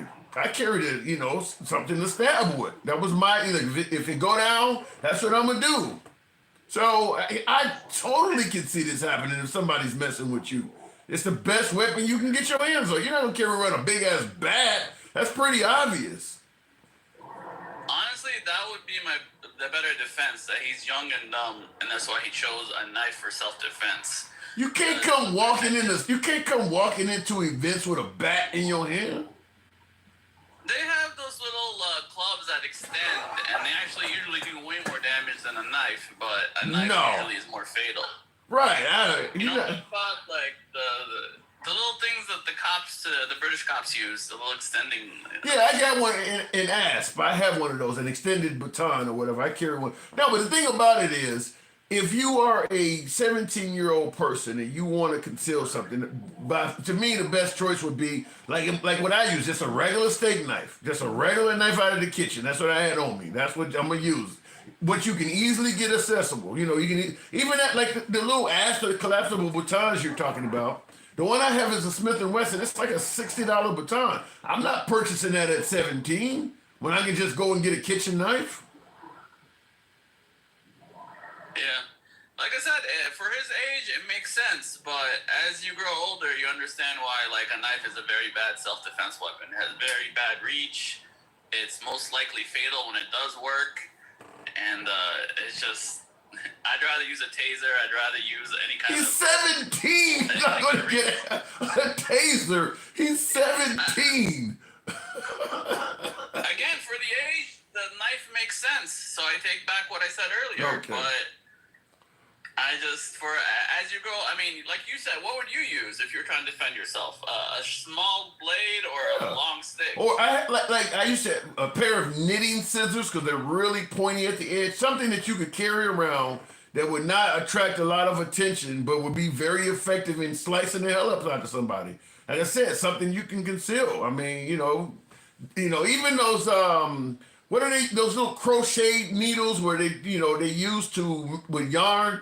They're really sharp. They're pointy. It's a piece of metal, something like that. You can put a little bit of masking tape over the handle, and you got yourself a shank. I mean, I was at 17. I could think of something like that, but carrying a pistol, you're not going to be able to do that. Costs too much. Well, like I said, maybe you prefer sharp things, but I prefer things with reach. A long stick, a long bat. Yeah, but you can't conceal that. I'm talking about reach is obviously something you want, but we're talking about stuff that's concealable. You can't come into a sporting event with a damn bat in your hand, or even a baton like you're talking about. Even that collapsible baton I got is probably, I don't know, 6 to 8 inches long. You can't carry that in there. That's still big. I mean, I guess I don't like the concealment side of this argument. I don't know. But as far, like I said, at 17, I guess in that situation, the knife makes more sense. I agree with you there. What I really want to argue about is the picture. The reason they picked that picture is that's his mugshot. That's like the first picture available to them. Now, if they took the picture and they made it darker like they did with OJ, then I'd be like, they're going out of his way to make him look bad. But them grabbing the mugshot is probably the first thing they could get their hands on. And versus the other guys, like either a picture his family picked when they posted it, or it's just his picture from the school. Well, they definitely now that it's been almost a week, they definitely have access to more than just his mugshot. Yet they're still choosing to show the mugshot. I don't know. I just heard about this today. I didn't realize it's been a week. Yeah, it's been almost a week. So I got you. Yeah. Then you're right. Then it's racism. If it's wow, we're getting somewhere with you, huh? We're actually making progress. I'm always very fair. Like, I've been very fair. All right, well, let's see how fair you are. How do you feel about sending violent Americans down to El Salvador? Americans. Dan Keller already covered this, and we outsource everything else. Why don't we outsource this too? No, Trump is saying outsourcing is bad. I know. I'm just joking. I'm against it if it's forced, but I'm for it if it's like voluntary. Who the hell's gonna voluntary in what manner? Who the hell's gonna voluntarily go to that facility in El Salvador that's on TV? Well, if you told me I could cut my time in half by going there, Fuck I would that. say yes. You might cut your time in half. You may never come back. You want to walk around bent over all the damn time like they doing them people? Well, I was thinking also it could be other prisons other than El Salvador. No. Ain't nobody voluntarily going to a prison that got you dressed like you at a P. Diddy party all the time. Ain't nobody voluntarily going to that shit. I mean, they not even wearing shirts in there. You freezing your ass off. I doubt if anybody would voluntarily want to go to El Salvador. Even an El Salvadorian probably don't want to voluntarily go to that shit. Send me to upstate to New York somewhere. Okay, then you'll have very little volunteers. The other option would be like someone that's in jail for life that has no appeals and nothing, that's a dangerous criminal that's like hurt people in many prisons, because we have all kinds of people like that locked up. And we have like so many options of who we could send away that I'm sure we could find people that nobody would cry for. Yeah, but the problem is we can find people that nobody would cry for until we find out that person was innocent. I mean, nobody cried for the Central Park 5 that Trump was demanding they be hung until we found out that they didn't commit the crime. So, yeah, even bad people sometimes turn out to be innocent. I got to ask you this question before I move it on. Why is your boy so inhumane? Why would he want to do this? Why would he want, why is he fighting not to have the other immigrant that clearly does not belong in El Salvador? Why is he fighting to keep him there? I mean, it's funny that you brought up all that shit with Ben Shapiro. He had a whole episode on this. Apparently, like 10 years ago, there was an immigration hearing, and somehow this guy was found to be MS-13. And he was labeled MS-13, that was in his file, and that's how he ended up on that list. You believe somebody in this country that's a member of MS-13 should be sent to a maximum security prison with no crime committed? Well, they were only sent there because Venezuela wouldn't take him back. If Venezuela would take him back, he wouldn't be sent to that prison. We just want them out the country. So if Venezuela won't take him back, and they send him to El Salvador, does he spend the rest of his life there? I don't know. That's the question we need to figure out. I don't even know what they're doing with these people. Are they going to be in jail forever, or are they trying to negotiate where Venezuela will take them back eventually? I mean, for one thing, they're working out to be a great deterrent to anyone else that's trying to fuck around. I'm okay with deterrence, but when you get to the point where you're starting to be inhumane, certainly when you're okay with people who don't deserve to be there, like in this case, where they're talking about the guy's been in the country since he was 16, back in 2011, and he doesn't have a criminal record. The only thing they can say, well, he's a member of MS-13. How many MS-13 members can say they've been in the gang for 14, 15 years and they don't have a criminal record at all? How the hell does that work? I don't know. Does it at least sound fishy to you? No, definitely sounds fishy, but I really haven't looked into it that much, so I don't know the whole story myself. Yeah. So yeah, if everything is as what you say, he should be brought back. I'm getting somewhere. Both you and Jeremy the same day. I take that back. If everything is what you say, he should be deported to Venezuela. And if they don't take him, because he's not a legal U.S. And if the Venezuelans don't, well, I believe he's from San Salvador. I don't know what country that's in, but he said San Salvador. But he had a judge in America rule that he cannot be deported to El Salvador. Something about, some of these countries, you flee your country, claiming that you're seeking asylum or refuge from some dangers in that country. He had a judge actually rule that he cannot be sent to El Salvador. So he actually had, from 2019, he actually had a court rule that he cannot be deported to that country. Like I said, I don't know all the facts, so I don't know what you want me to say. If what I'm saying is true and something happens to him while he's down there, is Trump responsible in your opinion? That's a tough one. I want to say yes. We getting somewhere. All right. So we'll see. I'm always fair. I try to be fair. Really? I don't know all the facts. If I knew the facts, maybe I'll have a better answer that you won't like. That's usually the case. MAGA, appreciate you coming in. No problem. All right, moving on. Moving on with the program, I do want to respond to a super chat there. Dorjan Bennett says, I've been in fights with a knife on me and won and lost, but never pulled the knife in a fist fight. He's 17. I'm not defending it. I'd say based on what I've heard that he probably should do some jail time. I don't believe he's a cold-blooded assassin, though. I mean, like I said, I don't believe that the deceased is an innocent party. I mean, if you walk up, let's say you do a gang initiation and you walk in your initiation is to walk up and just punch a man in the face. And there are initiations like that. So you walk up and sucker punch somebody. And he goes Charles Bronson and pulls out a 38 and takes your life. That's overkill. He probably deserves some time behind bars for doing that. But that don't mean that you're innocent. That don't mean and I don't believe that the deceased in this case is an innocent person. I do believe with the rumors suggesting that he was told, if you touch me again, you're gonna see what happened, that he was the aggressor. And he got, he bit off a lot more than he can chew. He didn't expect this guy to go that far with it. So my guess is the the killer in this case probably should get a manslaughter or something. I do think he probably should do some time. But as Mike rightfully pointed out, we don't know the facts.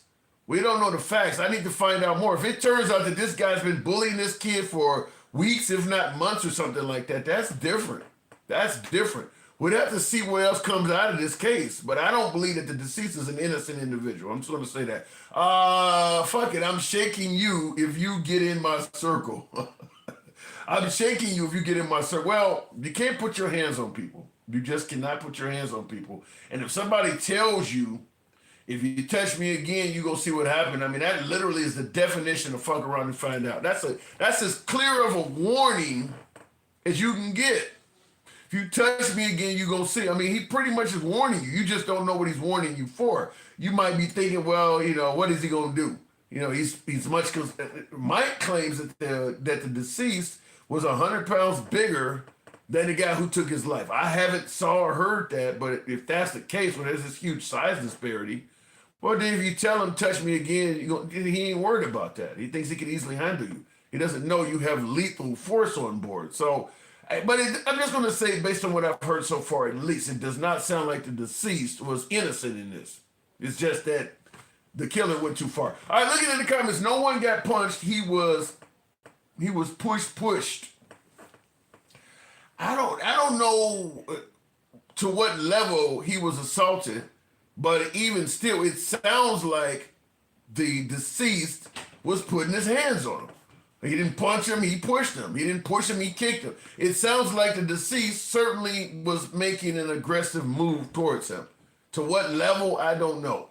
But it does sound like the deceased did touch him aggressively. And he had no right to do that. But that doesn't mean you get to take somebody's life for it. That's what I'm saying. Tim, the word again means this person has done this before. Yeah, that does. That is a good point. Touch me again and you go see what happens. That does mean he's done it before. That is a good point. That is absolutely a good point. Quit fucking around. If they all decide to actually leave at the same time, there won't be enough time to replace them and we will suffer. I don't understand what you're going on, but let me go back to the box. Going on with Arsha Fine. Good evening. Welcome to the program, Arsha. Hi, first. Hi, Tim. Okay. And real quick, hang on. Use a guy in the comments. You say Rich Rittenhouse wasn't even pushed. He had somebody literally chasing him around trying to disarm him. What Rittenhouse went through, he didn't have a choice once he was in that environment. Go ahead, Arsha. All right, so there's a lot of shit happening in our country at this point. And last time I talked with you, I forgot to put a shout out for our man, Cory Booker. Fuck it. 25 hours. 25 hours straight. 25 hours, did not wet himself. He dehydrated. He lived the dream. He beat the white supremacists for the 24 hours of filibustering the Civil Rights Act. All I gotta say is, run. He gets one detraction from his grade though. Right at the Shh. For 1 second, I'm sorry. I don't mean to shush you. I know you're. Go ahead. You're a lovely man, and I love you. But I want to say at this point, he is our black unicorn. How? Why? Just roll with me, Tim. Anyway. You can't say you can't say some shit like that and you shush me to say that and you can't explain it. Okay, I'm sorry. I don't have a lot. I mean, I'm impressed. One, I'm impressed that he didn't filibuster just to read Dr. Seuss. He filibustered to actually talk truth and policy. Okay. For 25 hours. Standing, I don't know. And then he took interviews after, and he's still going on. So, I mean, regardless if you like his policy or anything, he stood for, he literally stood for something. Okay. Not figuratively, he literally stood for something, which, in this time when we're looking for, progressive or somebody on the other side whatever side it is, anybody just even speaking against. I'm going to take a little bit off his grade because right after he did that, he went and voted to continue arming Israel, and the left are pointing that out. Right after doing that, he voted to continue arming Israel. I can disagree with that. Again, he is not perfect, nor is any human on this earth. I have a lot of issues with that. No argument. However, his American policy, and I think he was genuinely, he's the. Anyway, that's all I'm gonna say. And so I've been listening. Damn it! I should have had my notebook. Okay, so I've been listening, and you were playing the video of Donald Trump saying even if they're homegrown citizens committing the most horrific crimes, okay, let's send Dylan Roof to The one that took out, the one that went in the church in South Carolina and took out 9 blacks. Because he's actually a horrible human. Let's take the guy who, went to a grocery store in Buffalo, New York. In Buffalo. Yeah. Let's send him off. There was also one that did it in El Paso too. Went to a Walmart. He didn't like immigrants, and he went to a Walmart and took out 20 of them. Correct. So if we're talking about the worst of the worst. I'm still not a fan of it. I don't think this country is huge. There's no reason to send people elsewhere. But at the end of the day, I don't believe in that. But if you're going to say that on live television, and you're going to actually claim that, even if they're homegrown, okay, then let's live your word.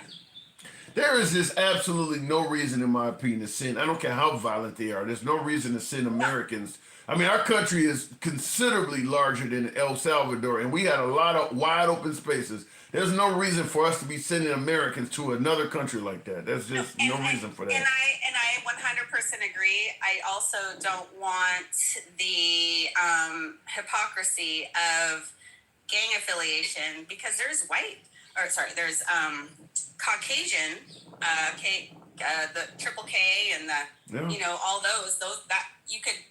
They're a terrorist. Well, the Triple K historically has been considered as a good gang. They're doing the Lord's work, so you can't count the Triple K. No, not according to the FBI or the American government. Shit, I wouldn't be surprised if some of the FBI are Triple K members. Well, true that. But the other thing, I'm not really sure the story that you're talking about today, but I wanted to say because MAGA Reacts was saying, like, who carries a knife? I'm a city girl. I married a country boy. He always has a knife. Not because he's trying to hurt somebody, but I don't know. Maybe he wants to carve a stick. I don't know why the fuck he carries a knife. But a lot of men do. It comes in handy as a tool for other reasons. Yeah. Our youngest son, when he turned 13, he got his pocket knife. Boy Scouts have them. All the things. If he goes out late at night, he has his knife. Like, it's not that weird. Yeah, it depends on what type of knife it was. If he pulled out a little folding blade you could get from AutoZone or some auto parts store, that's one thing. But he pulled out a Rambo knife and plunged it in his chest. That's something different. You'd have to see what he had. Like I said, when I was dealing with this, I had a steak knife out the kitchen, so there was no reason for me to have that in school, and I did. So I was carrying it for defense. They were fucking with me. It is what it is. Even if it's just a tool to intimidate, I need something I can pull out because it's more than one person. So I can understand somebody carrying a knife because I did it for a short time. Yeah, and I live here in Hawaii. You never know if there's going to be a pig coming up on you. You mean an actual hog? I do. Oh, some people refer to law enforcement. Some people refer to law enforcement that way. That's why I was wondering. Like, damn. Wild pigs are scary, bro. Okay. All right. I wanted to make sure you weren't talking about law enforcement. No, I was Oh. not talking about the police. The police out here are actually really cool. And then another thing I was gonna say, because I was listening, is, and I think I said this, was, he should have been, and again, I don't know the story, but can you just inform me a little bit about what happened? So I see a black young man and a white Well, young man. apparently they were at a sporting event, and an altercation between them. It sounds like the African American went in an environment where they were sitting at, and they weren't happy where he was at, and attempted to move him or physically started messing with him, and he was armed. But it sounds like also that they may have had some prior altercation, which led to him having a weapon in the first place. I'm not 100% sure. There is more details to come out on this, but it does sound like the deceased, the white kid, made the first physical contact with the black kid, and the rumor is that the black kid told him, "If you touch me again, you're gonna see what happens." And from that point on, something happened, and there was some sort of self-defense. Yeah. So my question is, will we be arguing about this if roles were reversed? Yeah, but it would be the sides. The sides would. If the roles were reversed, the folks making the arguments would be reversed. If all of a sudden there was a black kid that had a knife plunged into his chest under these same circumstances, the black community would be yelling that he was a racist. They would be calling him racist and all of that. They would be saying it was murder. They would be demanding that the white kid. I mean, all of the stuff that they're demanding for the black kid. It would be the exact same in reverse. Yeah, I mean, I think yeah. I mean, I think if you're obviously, if you look a certain way, you're going to have to really fight hard for your freedom versus the other.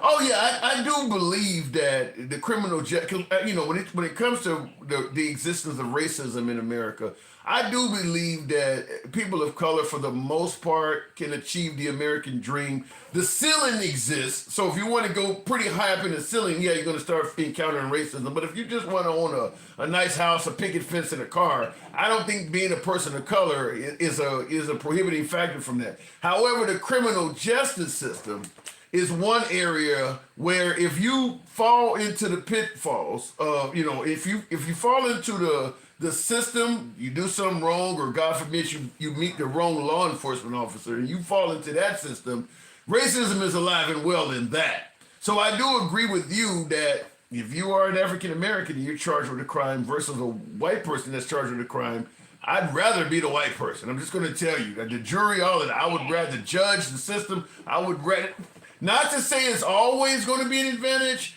but I'm going to choose to be the white person. If you're, preferably a woman, to be honest with you, but if it's a white guy versus a black guy, I'm going to choose to be the white guy every time.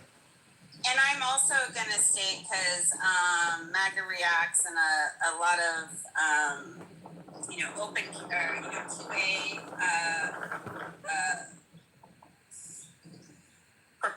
opponents, or, people that like it, let's just talk about the Black Panther Party. They were open carry, defending their communities against, injustice. The same life that other Americans had the rights to, of being open carry. And they were seen as a threat to American freedom. Yeah.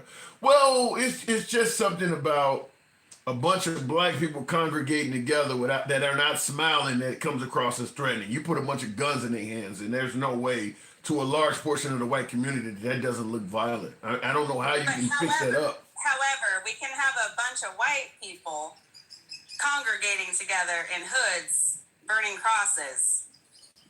Well, let's be clear. Most white people are not a fan of that either. I mean, most white people are not a fan of that. I'm not saying that. I'm just saying, the tit for tat thing, Yeah, I mean, I'll agree with you that if you had, okay, you got folks walking through neighborhoods with, symbols from the Third Reich, swastikas and all this stuff.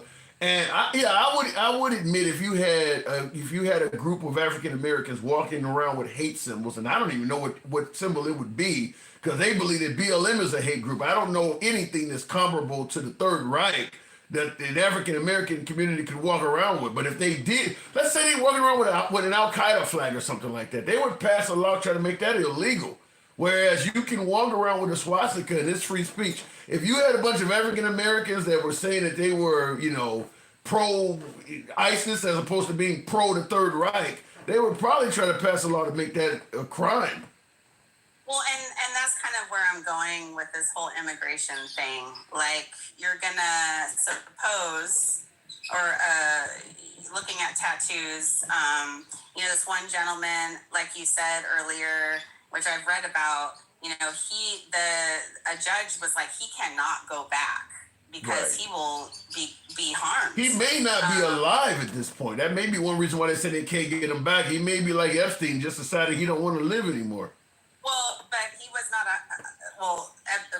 Epstein was, okay, yes. But, and then you have these other people, at what point are, it kind of reminds me of what I learned from my grandparents. I'm biracial, so I had a grandfather that was in World War II and the Korean War, and definitely. Now real quick, you're black, right? Because I see in the comments somebody said, "What the hell does this white woman know about the Black Panthers?" Creed is saying that on YouTube. What the hell does this white lady know about the Black Panthers? I don't know, because I read and educate myself, and I have a black family because I'm biracial. Okay. I got like 60%.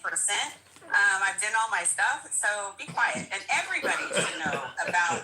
Everybody should know. It doesn't matter what your ethnicity is, or your race, or your gender. You should know about Malcolm X. You should know about Martin Luther King. You should know about the Black Panther Party and what they did for the community and the schooling and the.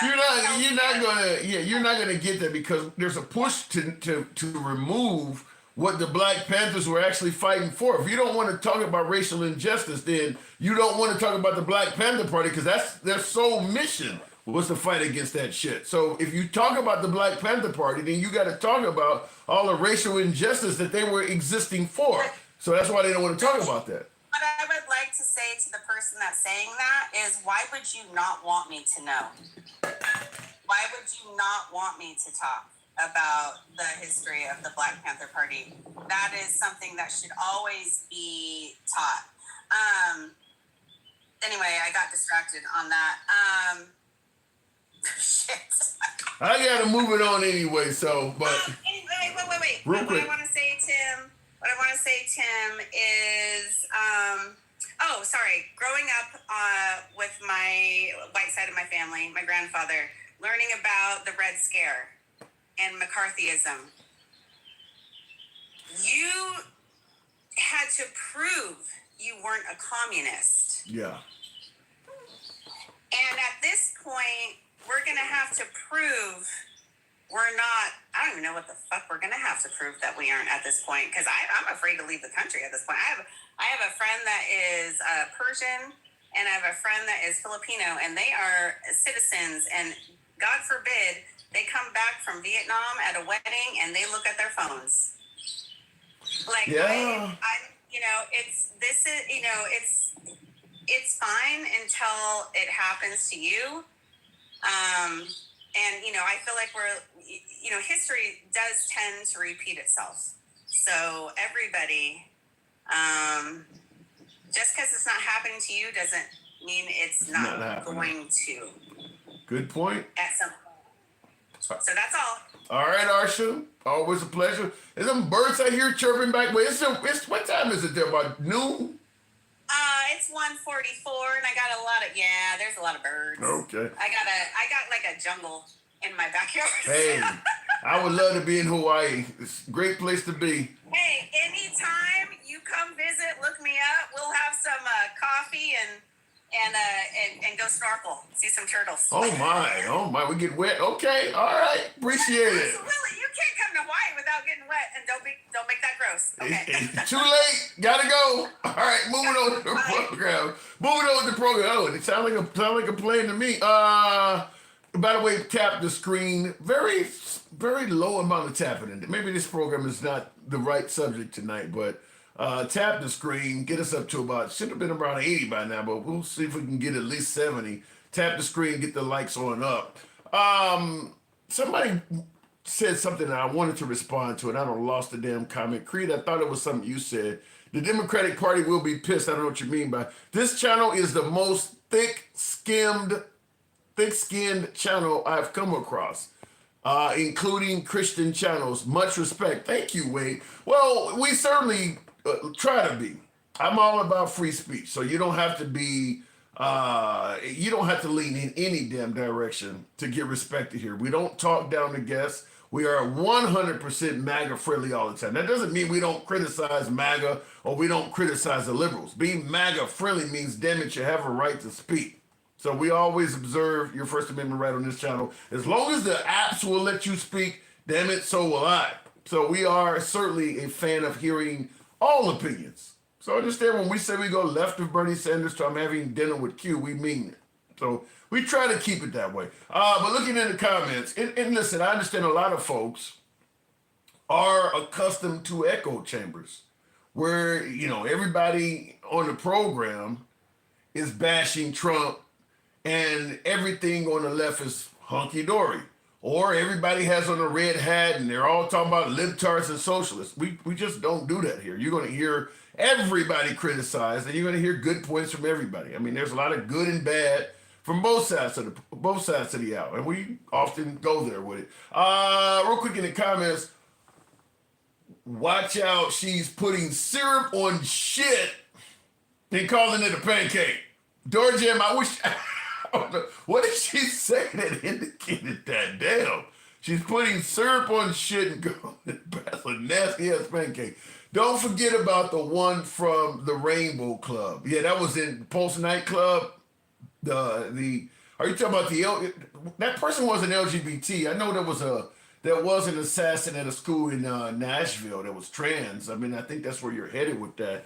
But yeah, look, this is in this country because we have access to firearms. It's always going to be mass casualty events. It is. I always say the more cars you put on the street, the more accidents are going to happen. The more firearms you put in the hands of Americans, the more people are going to get taken out. I mean, human beings are not perfect. Some people are going to have depression issues. Some people are going to want to be criminal. Some people, just don't know how to handle a firearm. So the more people you give firearms to, if you ever watch the show Active Self-Protection, that channel on YouTube, you see irresponsible gun use all the time. It ain't just criminals. I mean, there are people who, like George Zimmerman is a perfect example. I keep bringing him up. George Zimmerman, Kyle Rittenhouse, who acted in self-defense. Those are people who have firearms that are irresponsible. I mean, if one of the things they talk about is if you have a firearm on you, this is just me on a rant here, but I do believe this, something I live by. If you're carrying a firearm, you should be trying your damnedest to avoid conflict at every turn. Because any conflict you get into, you're turning it into a deadly conflict because you have a lethal weapon on you. So you should be avoiding conflicts as much as possible. People need to realize you're not going to see this person again. You don't need to prove a point to some fool that you're never going to meet again. But some folks do feel empowered when they're carrying firearms on them. My opinion, those are people that should not have firearms. And a lot of them are legal gun owners. It ain't always about criminals. A lot of legal gun owners have egos and they should not be carrying firearms. A lot of these road rage events perpetrated by a completely legal gun owner just should not have had one. So yeah, the more firearms you put into a society, you're going to have people like that getting access to firearms and doing things that are stupid. Looking in the comments though, agreed, anyone armed should always de-escalate. Yeah, you should be trying to avoid every conflict possible if you got a firearm on you because at any given point, it could turn into you having to take a life or at least reveal that you have a firearm and leading to your life being taken. I mean, you should be trying to avoid that shit. You don't want to go hands-on with somebody. You're trying to hide a firearm in your waistband or something like that, because now you got to make sure that don't fall out, because then it becomes our gun. You should be avoiding that shit. And Kyle Rittenhouse clearly didn't do that. Neither did George Zimmerman and many other folks like that. Actually pursuing, there's a lot of fuck around and find out people who have a firearm and they really are interested in looking for a reason to take a life. They just are hoping somebody gives them a reason to. I want to take somebody's life, but I just need you to give me a reason. That's fuck around and find out.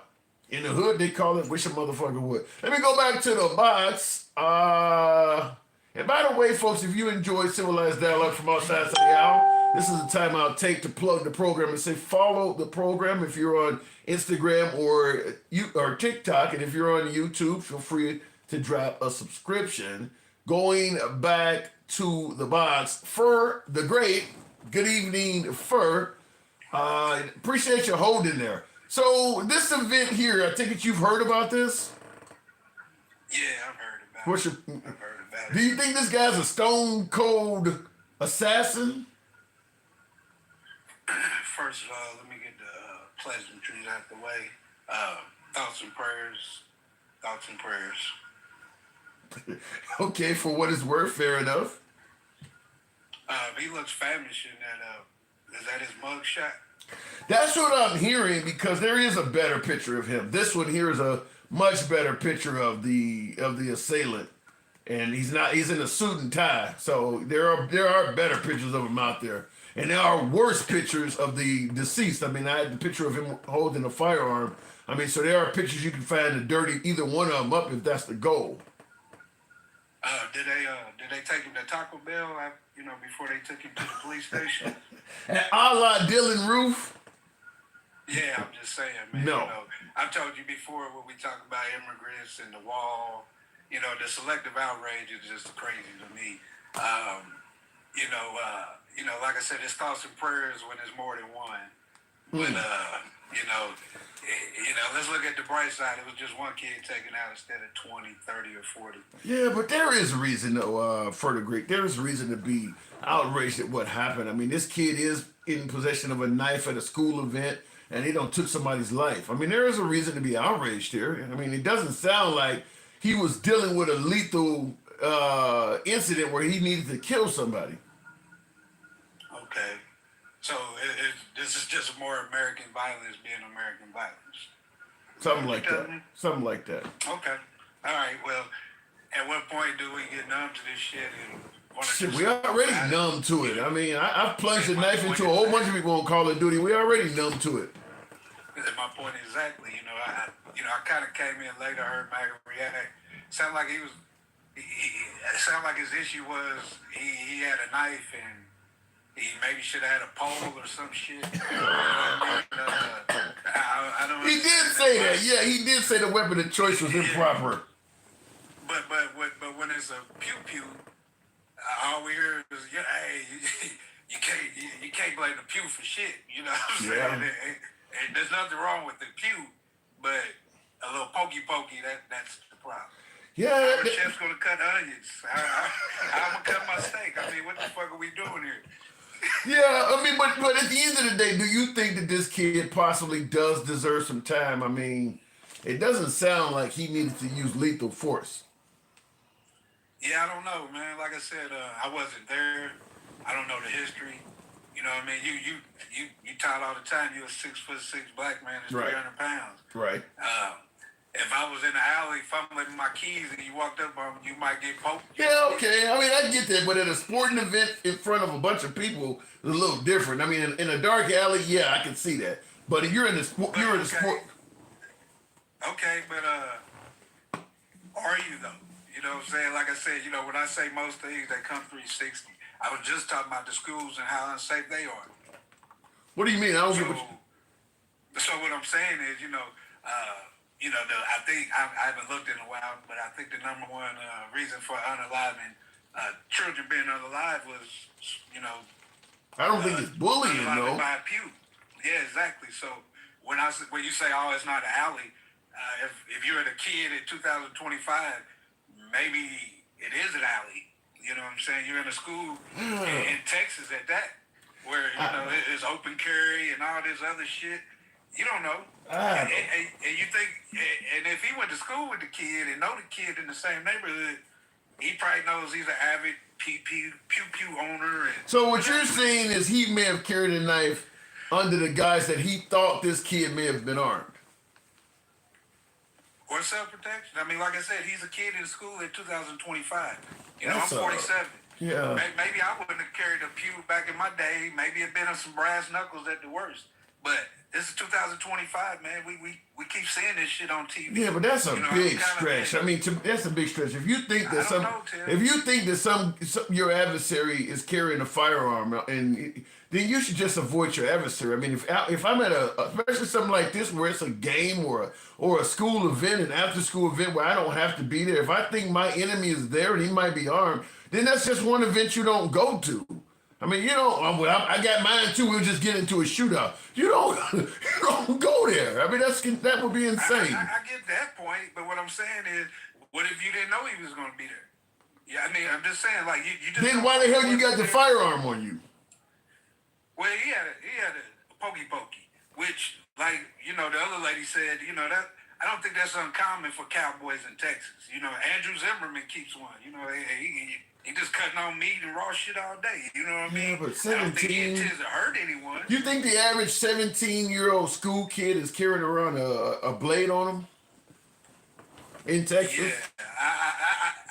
Yeah, in Texas, yeah. In the city I'm from, nah, they probably got them switches and, those Smithers. Yeah, but they ain't going to school with it, though. They're not going to after school. Yes. Really? Yes, they are. So what city you from? I'm in Indianapolis, Indiana. Yes, they are, Damn. sir. Yes, they are. Nobody wands them down or checks them? I mean, they may, you know what I mean? But, you just kick it to back in my day, we just gave it to the female. A whole pistol in. I mean, listen, if I'm at a sporting event, high school football game or something like that, I mean, man, if you know that many kids may have guns on them, because ain't nobody at the range, ain't nobody accurate. So if something happened, people gonna be getting hit everywhere. Ain't nobody accurate out here. Well, I get that, but like I said, you got security at the doors, and it's still happening.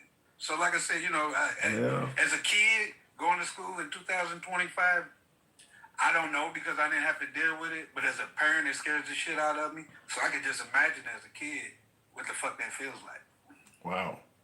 Yeah, I guess you're right, because I don't been to my daughter's stuff, and they don't pat you down. You could bring stuff in, so I guess you could. Man, that's crazy though. Like I said, ain't nobody accurate. So when they start popping, they just they're just popping in the general vicinity. Ain't nobody accurate. So everybody gonna be falling. But the majority of these guys that have the complexion for the connection, quote unquote. They got pictures of them at 3 years old holding a 22. Yeah, but maybe some of the black folks need to carry a 22 at 3 years old. So by the time they get to be 15, they'll be accurate. Exactly, but that's what I'm saying. So they're more dangerous because they're trained. You know what I mean? Yeah, but I gotta push back from the white man's perspective and say they ain't murdering each other like we doing. Okay, no, I guess you're right. But they sure catch up once they catch one of them schools.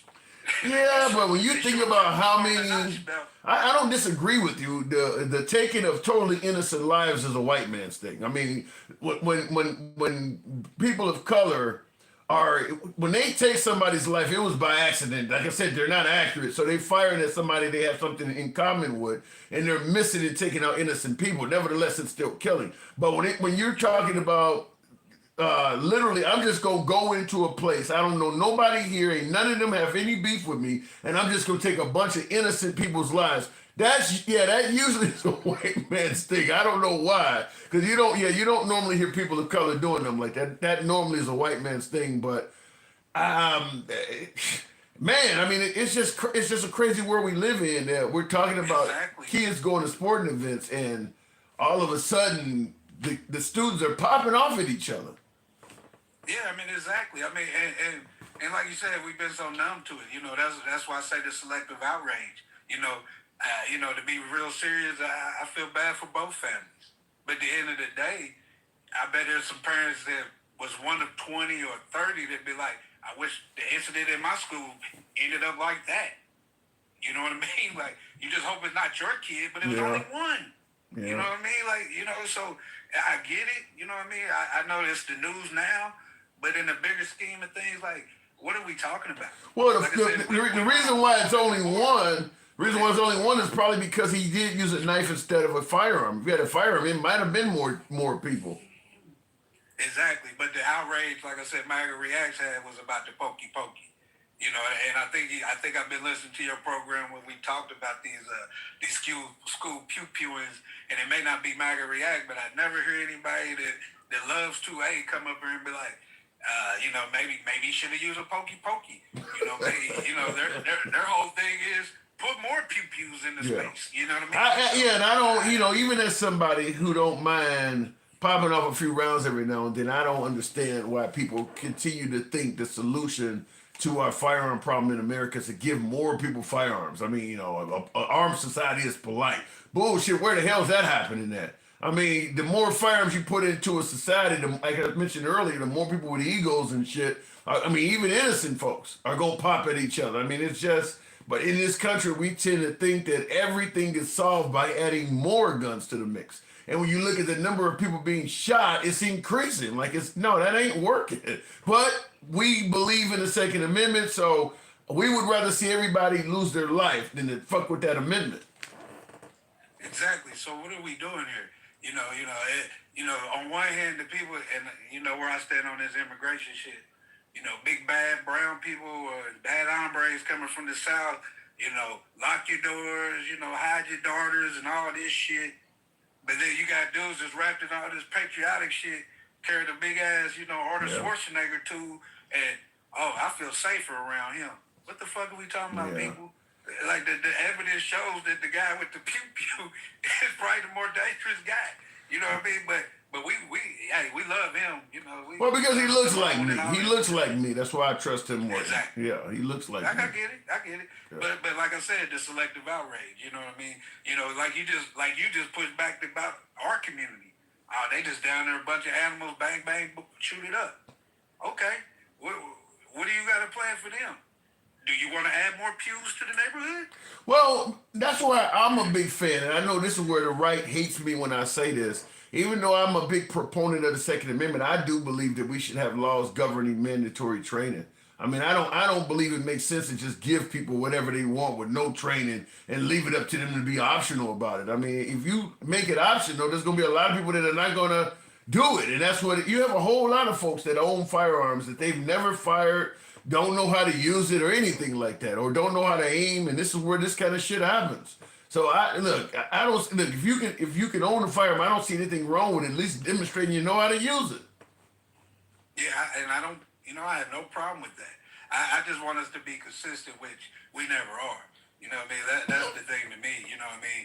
I lean left, but if shit makes sense, it makes sense. You know what I mean? I have no problem saying, hey, that makes sense, whether I'm for that side or not.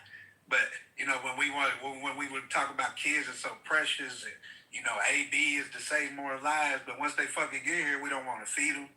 We don't want to protect them in school. So miss me with the bullshit. I come up here all the time and tell you, I don't want to hear about immigration. I don't want to care how much you care about babies or how patriotic you are, but you only care about certain citizens. That's not patriotic.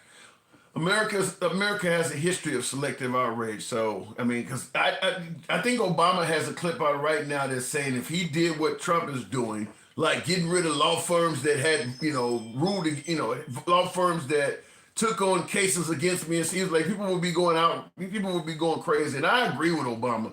If he did some of the things that we're overlooking Trump doing, I do believe he would have some problems on his hand, because Trump is one kind of above and beyond in some areas. To actually have law firms that may have defended people or helped clients of folks who went against you, and you're targeting those law firms, telling them they have no access to federal buildings and shit, and forcing them to make deals with you. But he's getting away with it, so more power to him. It does seem like America's kind of letting him get away with that stuff. But Obama's right. I don't think we would have tolerated that if Obama was doing that. And you can make a number of reasons why, but I can think of one. So let's stop this What is it? Because he's Kenyan? Yeah, there it is, brother. Or is he Haitian? You know what I'm saying? I think I heard a little meow or something. Oh my God, Obama sitting around eating cat souffle.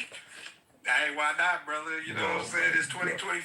This is the world we living in. I'm gonna leave that as is. You know, so when people get up here and be like, well, we don't need DEI, affirmative action, we don't need that shit. But we're victims when we saying this shit is still here. It's at the surface fucking level. Like I said, the only good thing about, in my opinion, Donald Trump is that he done showed us where all the scabs and the fucking, the mutants are at. And for a while there, they'll shake your hand and go in that boardroom and be like, that darky ain't getting shit from me. Now they just tell you to your fucking face. and then they say MAGA behind the shit, and you're like, yeah, I guess that's where we at. You know what I mean? You're painting a distressing picture. Further great, I do got to move it on. I hope history suggests that you're wrong, but I don't know. Ain't no problem, my brother. Hey, tap the screen for my man. And, it's been a while since we talked about it, but this circus that we call administration, man, is it living up to my critique of being a whole fucking circus? Because so far, all it's missing is Trump being shot out of cannon with a fucking top hat. So, I mean, what are we doing here? I heard he had a mandate. Thanks for coming through. No problem, bro. All right. And I'm working on a video about that in regards to my suggestion is if you fuck with Trump, that's your ass. If you cross Trump, if he believes you're a bad guy, whether it's a criminal bad guy or a political foe, man, he is the wrong person to cross. And I brought that up. You can look at people like Mike Pence and Hunter Biden and some of them folks to tell, but I mean, obviously Mike Pence, he didn't give a damn about the safety of Mike Pence on January 6th at all. And then, of course, Hunter Biden and his own ambassador Bowden, he got elected and immediately got rid of their security details. I mean, now Trump had a mandate, according to him, and he actually got rid of his own ambassador Bowden's security detail before he even lowered the price of eggs. So that was clearly something he did intentionally. What I don't get in where Pete Hegseth needs to pay attention is because there was the Biden administration let Ambassador Bowden know that there was a assassination plot on his life by the Iranian government. So you got a state-sponsored assassin looking to get at you. Now, Ambassador Bowden, the only reason why Iran wanted him is because he was doing the bidding of Trump. Just like Pete Hegseth just recently authorized the bombing of the Houthis in Yemen. So, of course, that's also an Iranian-backed group. They would love to see Hegseth disappear as well. What Hegseth needs to realize, if you get on the wrong side of Trump, he may remove your security detail. My opinion is if you got a state-sponsored assassin looking after you, trying to get you for something you did for the United States government, you should receive a security detail indefinitely until the problem is neutralized. The idea that Trump got in there and took away Ambassador Bowden's security detail, I don't even know what to call that. This man only has this after him because of what he did for you. But because you guys got into a beef, you gonna leave him hanging like that? Pete Hegseth really needs to pay attention to that. Really needs to pay attention to that. Because, if you fall on the wrong side of Trump, he gonna leave you hanging. I mean, that guy, Bowden could end up getting killed from that. Looking at the comments, no, you should not get indefinite detail. If you're acting on behalf of the United States, really, at the ambassador level, really, you gonna leave that person hanging? If I'm your ambassador and I'm doing shit that because you told me to do it, that nations want to kill me, you gonna remove my security detail? How about removing yours? I bet you wouldn't be okay with that, would you? That's crazy. I don't know. I wouldn't want the job. I'll be honest with you. I would not want the job. Man, the Trump administration reminds me of the Little Rascals. That's crazy, though. I'm going to do your bidding. And because I did what you asked me to do, this nation has an assassination plot against me. And you personally are going to remove my security detail. That just seems backwards as fuck. Just need more police security at schools. It would stop smoking, drug use, and well, no, it would not, because there's a lot of places to get access to soft targets, field trips, recess, after school on the way home. There's a lot of putting security in schools ain't gonna stop that. There's a lot of other places kids meet after school, things like that, basketball court, wherever you name it. I just don't see it. You may be to stop it in the building, but that's about it. Continuing on with the program, Miss Mo Betta. Good evening, Mr. Mo Betta. Our votes should be more important than any president or anyone in office that we could vote out at any time. Well, the thing about it is you got a lot of voters that believe Trump is probably the best president we've ever had in our lifetime. So they're going to back him no matter what. Trump administration is like weaker than Hitler's. Damn, Chris. Good evening, Mr. Mo Betta. What's happening, Tom? Not much at all. Now, we were talking about this case here, but Trump is suggesting that Americans that get in trouble on the wrong side of the law, commit violent felonies, he's suggesting that he's willing to look into having them deported to El Salvador. What say you? He just likes to hear himself talk, is what he likes to do. Any chance he would do it for real? Huh? Any chance he would do it for real? I'm sure he probably would, because it makes him feel big. It makes him feel empowered, whether it's right or wrong. He just likes to feel empowered. See, his mouth moves a little faster than his brain sometimes. It really does. So he talk about stuff like that, but you pardon everybody from January 6th. So you can't. You're talking out of both sides of your face. And now this mofo want to have a $92 million parade for his birthday, a military parade on his birthday, June 14th. That don't sound like North Korea at all. So what do you want to do? He wants to have a parade where tanks and missiles and shit go past him? And it would cost us around roughly between $92 and $95 million. Yeah, so you talk about waste, fraud, and abuse, and to boot on his raggedy ass birthday. I have not heard that, but you make an excellent point. If he wants to have a birthday parade that cost the taxpayers $92 million, when you think about how many Americans they don't fire from federal jobs suggesting that they were not needed, and you gonna go out and do this with the money, keep in mind we've been told, and this is a quick rant here, but keep in mind we've been told that we need to stop sending money to the Ukraine and take care of Americans first. We put Trump in, we immediately stopped sending money to the Ukraine. We got rid of USAID, so we're not sending money to any charity organizations around the world anymore. We're starting to get rid of the impoverished immigrants, so they're not taxing us in terms of entitlements, and we're even firing federal workers. When do we get to the point where we're doing for Americans? How long is it temporary? Because I don't know how y'all 401k looks. I lost $20,000 in my 401k. Just today. Everybody. That's just today. Damn. How much is temporary? How long is temporary in their books? And see, this is the thing. When he speaks, nobody asks him to clarify what he means by the things he says.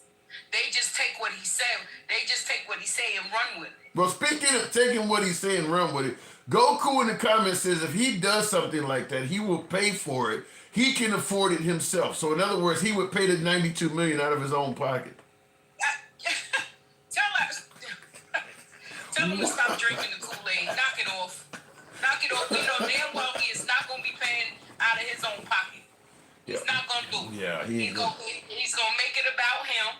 He's going to make it all about him and on our dime. 92 Yet they want to save million. Americans' money. I have not heard of that. That's a show in itself. Yeah, I heard that today. I was like, what? The devil is a lie.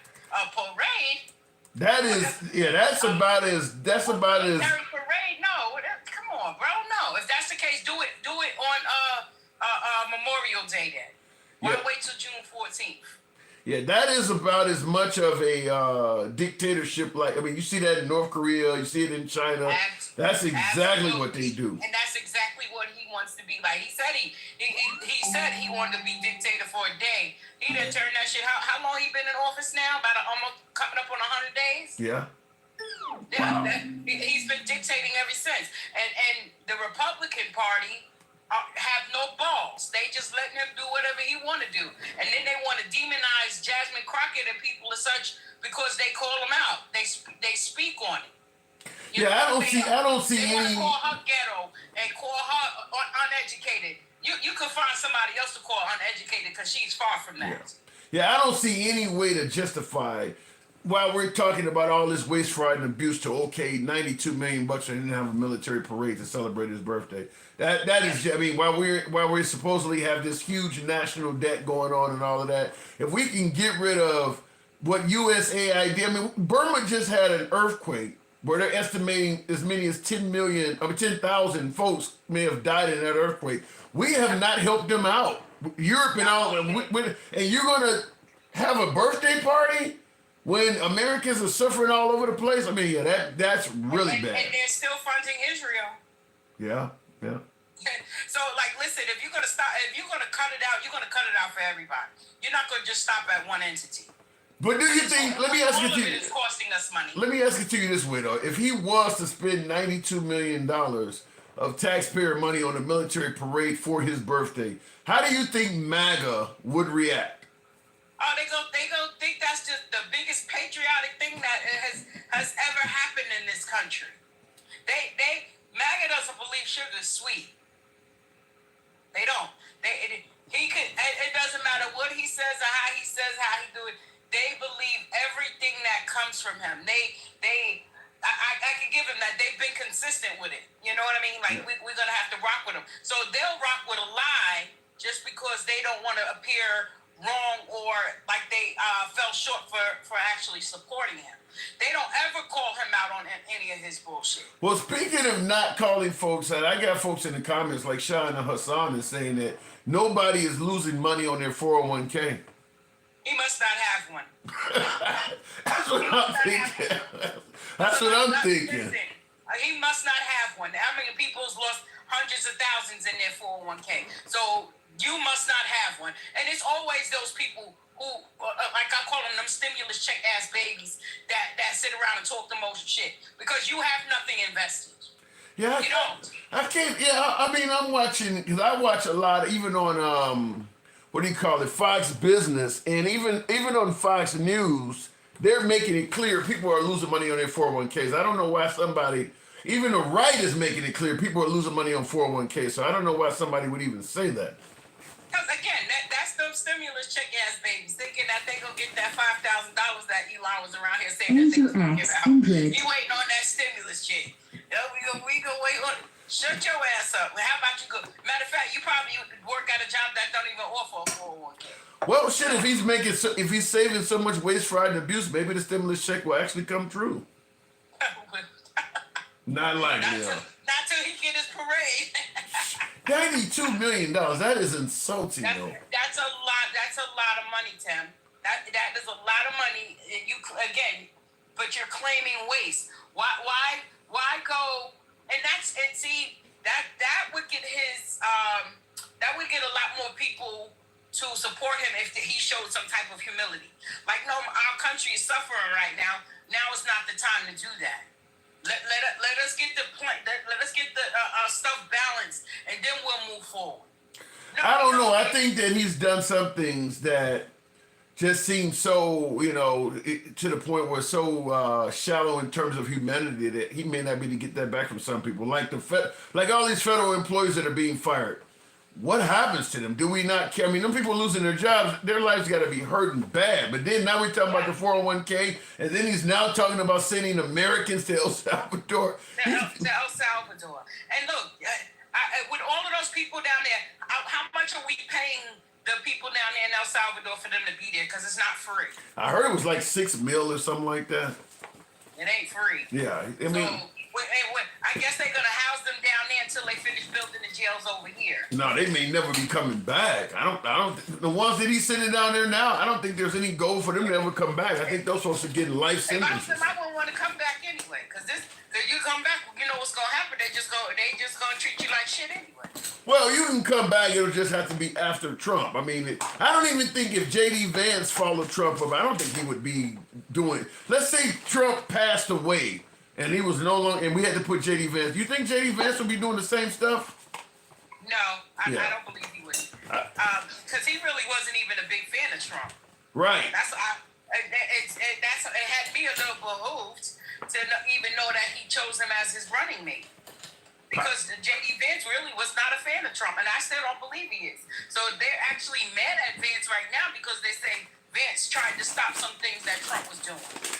Yeah, that's gonna get Vance on the wrong side of MAGA doing that shit. You know. I think he already is. Well, see, Trump doesn't feel that he needs a vice president. He said this out of his mouth in one of those interviews. He's like, "Oh, I don't really need a vice president." Yeah, he did. You know, because I did a live on that. I even asked the people, like, damn, how do you think J.D. Vance and his family feels when the guy said he really don't need a vice president? Yeah, I mean, he also said that he does not see J.D. Vance as his successor either. And he definitely said that also. I heard it also.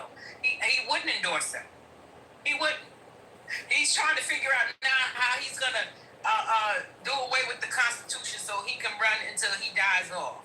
So you really do see Trump as trying to be some kind of dictator or something? Oh yeah. You see how he's signing executive? He putting tariffs on penguins and shit. Like, come on. I was going to say maybe that was a Penguins mistake. and volcanoes. Penguins and volcanoes. He putting tariffs on them. What the fuck? With the penguins, what they ate too many fish or something? I don't know. Help me out. I'm going to say maybe that was a mistake. Maybe he That's made. bullshit. That he's just not competent. I'm sorry. I find him to be very incompetent. I got folks. With having money. You saying You he's. have some you got rich people that are dumb as doorknobs. They just know how to count. But then you say he's not competent. I got folks that are saying his face should be on the side of Mount Rushmore. Bullshit. That's that hoe that want to get on her knees for him. Girl, bye. All right, Miss Mobetta. Jesus Christ. Yeah, don't get me started on that bullshit, Tim. That face. But you're supposed to respect the office. You're supposed to respect the office, I'm told. He is the commander-in-chief. He don't have to respect the wash and weed. Listen, the body is only as good as the head. If your head is fucked up, so is the body. Sorry. That sounds like something I told my ex once and she didn't like it. But okay, fair enough. Maybe you shouldn't get up for her. I don't know. I'm just saying. All right. Miss Mobetta, always a pleasure. Thank you. Jesus. Oh, my God. Real quick in the comments, what she was talking about, we may have played it on the show once before, but certainly I wanted to indulge in this clip for a minute. This is in regards to Trump and JD. All right, now more of Brett Baer's exclusive Super Bowl interview with President Trump. Here's a preview of what we're going to see tonight on Special Report. Do you view Vice President J.D. Vance as your successor, the Republican nominee in 2028? No, but he's very capable. I mean, I don't think that I think you have a lot of very capable people. And so far, I think he's doing a fantastic job. It's too early, but he said it's too early, but wow. I mean, he said no with the quickness. I mean, he didn't hesitate. I mean, he just straight up said, no, I don't see him as my successor. So I don't know how J.D. Vance took that, or his family, or his wife, but damn, he don't have a lot in store for you. He should have received a call from Mike Pence immediately. Like, you should talk. We need to talk, because you could be going down the same path as I am. Doesn't see him as a successor, then what is that? I mean, what does that pretty much mean, that J.D. Vance has a glass ceiling? Vice president is kind of it for you, huh? Anyhow, before I go on to the next caller, tap the screen. Get me on up to about 80,000. Didn't want to make sure I didn't miss out on a super chat. The Honorable Will says, MAG ain't shit. They're already moving the goalposts and gaslighting everyone, talking about nothing Trump does is good or bad, but Americans, and if you don't like it, you want America to fail. you know, you hear that all the time. If you don't like it, you can leave and all of this other stuff. I do believe you should have the right to criticize America. I mean, Trump does it all the time when the liberals in office. You know, the military's dilapidated. We're a laughing stock. I don't know all of a sudden why when liberals are critical of America, they're told to leave or they hate the country or something like that. Because the right did it all the time under Biden. So I am 100% in favor of free speech. That's why we talk about it on the program. We'll also say it's hilarious. Anytime you criticize a Republican, you're anti-American, despite the clear failure in anti-Americanism in the Republican Party. Yeah, the Republican Party does. You don't normally hear liberals talking about if you don't like the country, leave, because there are far more opinions among the ranks of the liberal party. I mean, they go from LGBTQ to Hamas, all this shit. All of that's in the liberal party. Whereas the right is straight white and Christian. Straight white. Even if you talk to folks in the Republican Party that are not white, they still, if you put their words down on paper, they sound like straight white and Christian. I mean, Tim Scott, if you didn't look at him, everything he says is in line with straight white Christian males. I mean, it is what it is. So, but yeah, I definitely believe that you should have the right to criticize your country without being told to leave. Now, this is the first time I'm hearing this clip because I didn't know anything about a military parade. I do want to hear what is said here, so it's a minute or so. Might be interesting. Trump administration has started planning some sort of military-style parade in our area this summer on the president's birthday. The Washington City paper was first to report it, and Mayor Bowser confirmed the news today. You may remember the president attempted to put on a similar parade during his first term in office, but had to cancel it because of cost concerns. News 4 transportation reporter Adam Tuss is following details for us tonight from the district. Yeah, well, while the exact size and scope of this parade is not yet known, here's what we can tell you. The Trump administration has been contacting some of our local leaders about having some sort of military-style parade, and it appears it'll be this summer. June 14th this summer will be the 250th anniversary of the U.S. Army. It'll also be President Trump's 79th birthday. And there could be one big parade to go along with all of it. So I would say it's at its early stages. Yes, they have reached out. D.C. Mayor Muriel Bowser at a small business event today confirming the planning for this has started, but she cautions that a true military parade with heavy equipment like tanks will come with a cost. Military tanks on our streets would not be good. If military tanks were used, they should be accompanied with many millions of dollars to repair the roads. Former News 4 reporter and analyst Tom Sherwood broke this story for the Washington City paper. He details the possible parade route. We all know President Trump likes big, grandiose events. And this is his chance to have a parade that he can oversee from the Pentagon. This is just tone deaf, D-E-A-F. This is just tone deaf. Americans are struggling right and left, and you're planning this shit. This is just really tone deaf. I mean, it really comes across as something a lot of dictators do. You know, not saying Trump is a dictator, but you only see this in countries where dictators exist. But you're going to plan something this expensive while Americans are struggling? This is really tone deaf to do something like this. I'd be curious. My guess is there's going to be some MAGA that are not going to like this because all MAGA is not doing well either right now. But this is really tone deaf. You haven't ended the wars. You haven't gotten the economy back on track. And you haven't even found all the waste, fraud, and abuse yet. You're going to spend this. This is completely wasteful. This is not necessary by any stretch of the imagination. Now, I know some folks are going to say, well, it's patriotism and all of that. That's just an excuse to make this shit happen. I mean, that's just an excuse to make this. This is really tone deaf in terms of not reading the room and looking at all of the Americans that are showing up at town halls and shit talking about they're losing money. We just had a protest over the weekend where they're claiming over 1 million people came out to protest. And you're planning this?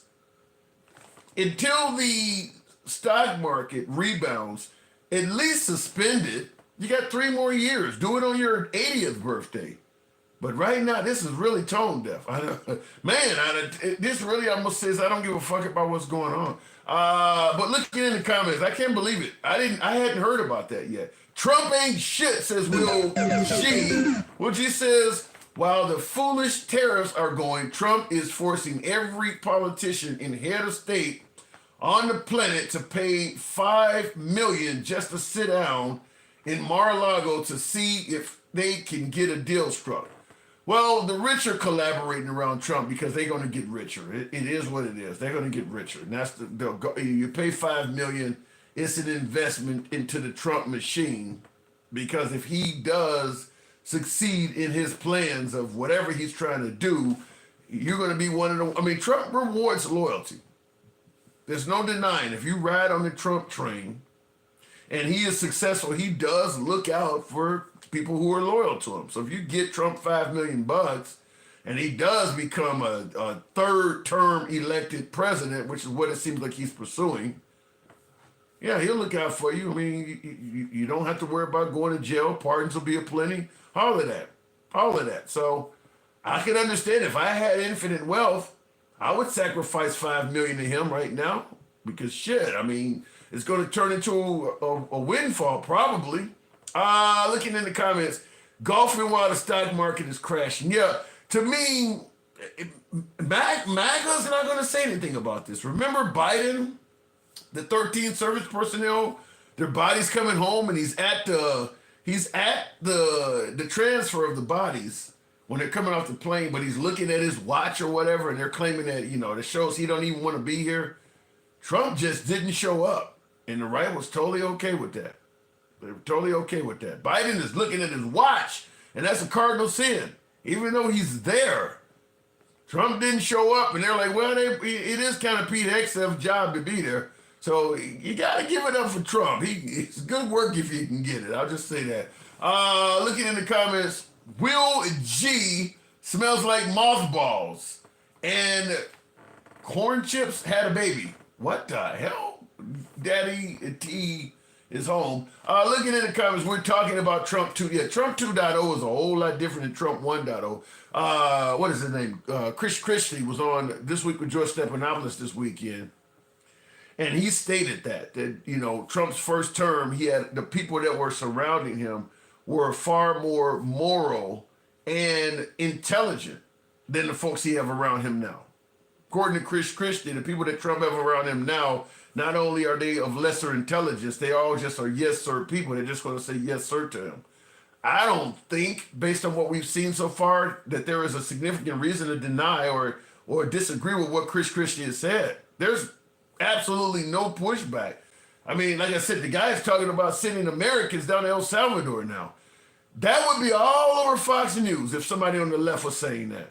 All over Fox News. That is incredibly unconstitutional. You're hearing nothing on the right from that. Looking in the comments, and somebody said golfing while the stock market is crashing. Let me go back to the box. Continuing on with Top Dog. Good evening, Top Dog. A military party. Wow. I guess you can see some good hardware, but a military party. We'll give the box a minute to reset. I don't know what's going on with it, but my last guest doesn't appear to be coming up. For those who keep talking about gas prices, just stop. Our money is gone. This is bigger than gas prices. I agree with that. I agree with that 100%, Best Becky. Getting gas down 50 cents a gallon is not going to replace all the money that's been lost in the stock market. Not to mention, we know the price of goods and services is about to go up. The only people that are suggesting that Trump's tariffs are not going to hurt us financially are people that work for Trump or support Trump. Outside of that, everybody else around the world is saying it's going to hurt. Are they all wrong in MAGAs, right? We'll see, but that's a hard pill to swallow. Didn't he tell us to take our medicine? Yes, he did. He also said it's like a surgery. The patient is going to heal just fine. Trump is cutting payroll and state tax. Read bill.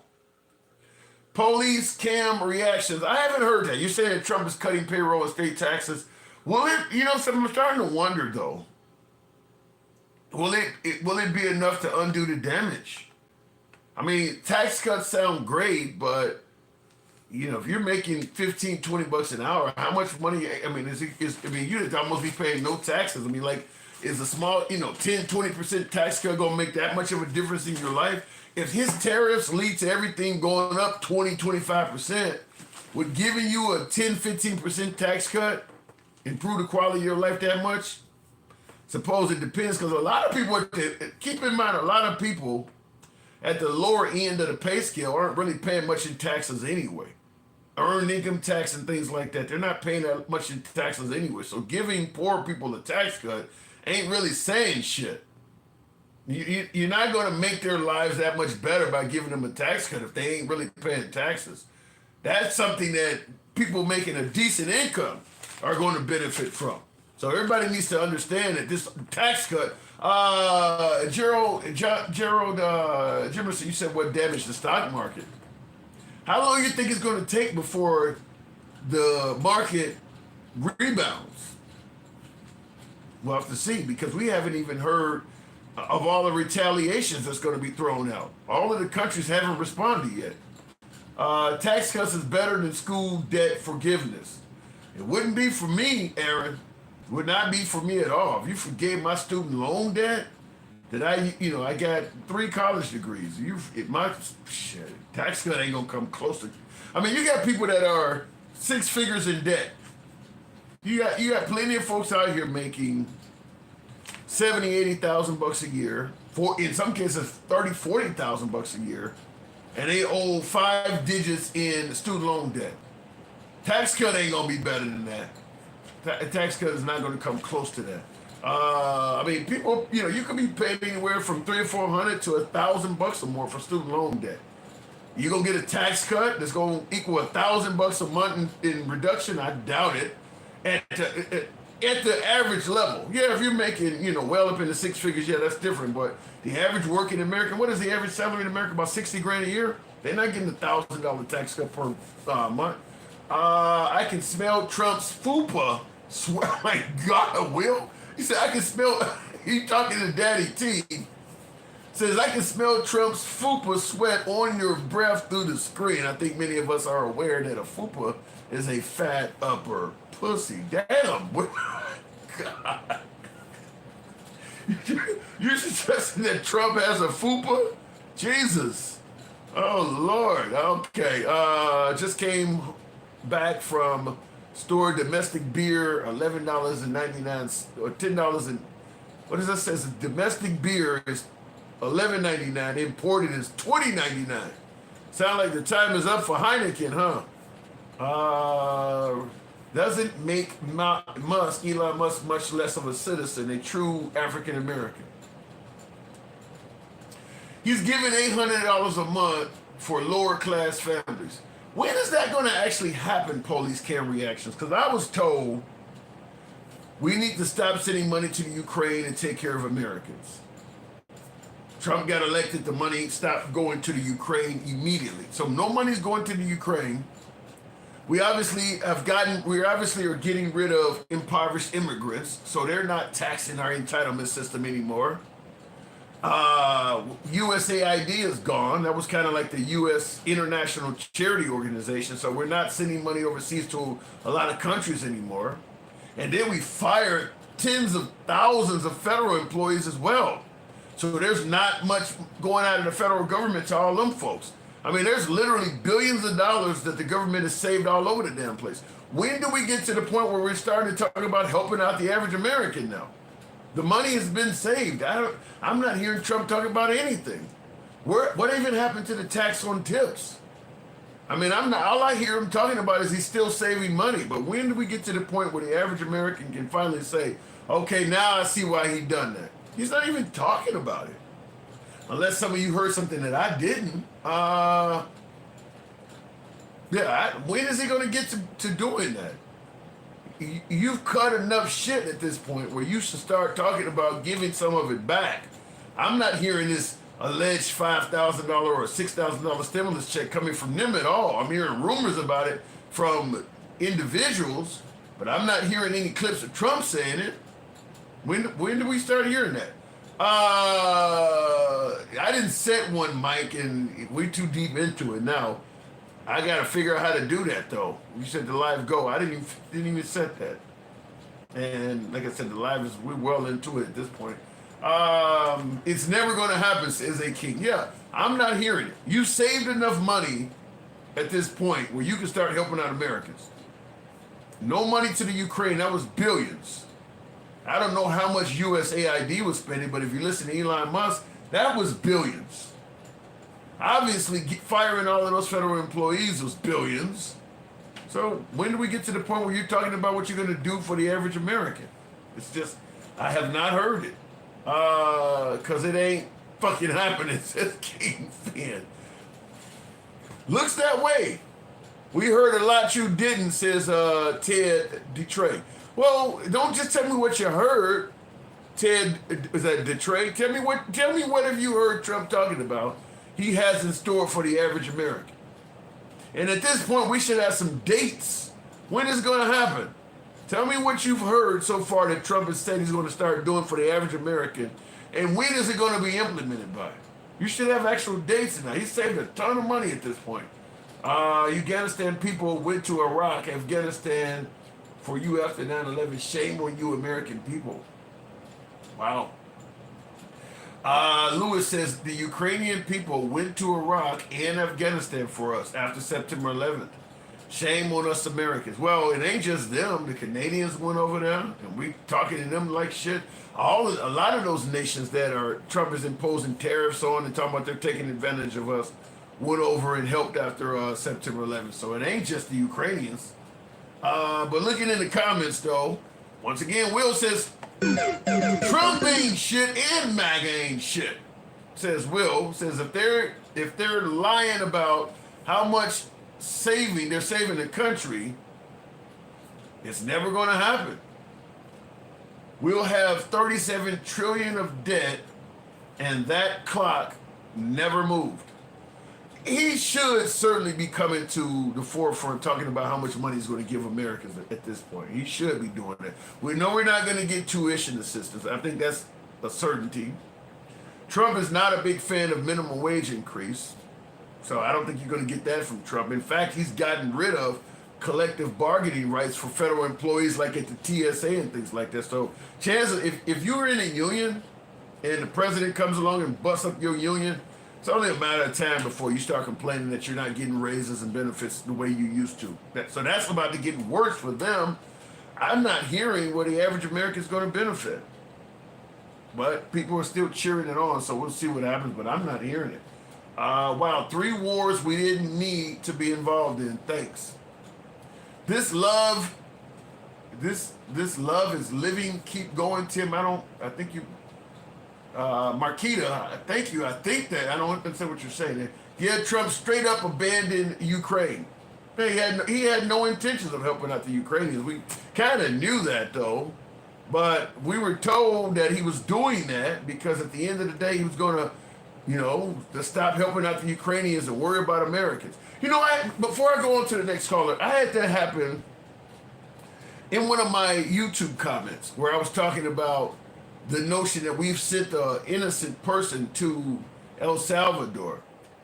And someone responded, I'm assuming they're a Trump supporter, by saying, once again, we should, as opposed to being worried about people being wrongfully sent to El Salvador, these are illegal immigrants, we should be worried about all the Americans that are wrongfully incarcerated in this country. And asked me, why are you not worried about that? Kind of the same way, instead of being worried about the Ukraine, why aren't you worried about veterans and homeless Americans? And I said, because it's a deflection. I told her, I said, just like we didn't give a damn about the homeless and poor people in America, we only use the Ukraine as a deflection to say that we really just don't want to help out the Ukraine. All of this shit about we could be doing for Americans. No, you have no intention of doing for Americans. You're just using that as an excuse to not help out the Ukrainians. I told her, you're doing the same thing here. Nobody gives a damn about the wrongfully incarcerated in this country. We've had wrongfully incarcerated for generations. This just happened in El Salvador, just like in the same case with Ukraine. The Ukrainian war just started 3 years ago. What were we doing for homeless Americans before that? Nothing. So they're just trying to deflect you from what they don't want to do by giving you something you care about that No help is going to go to that.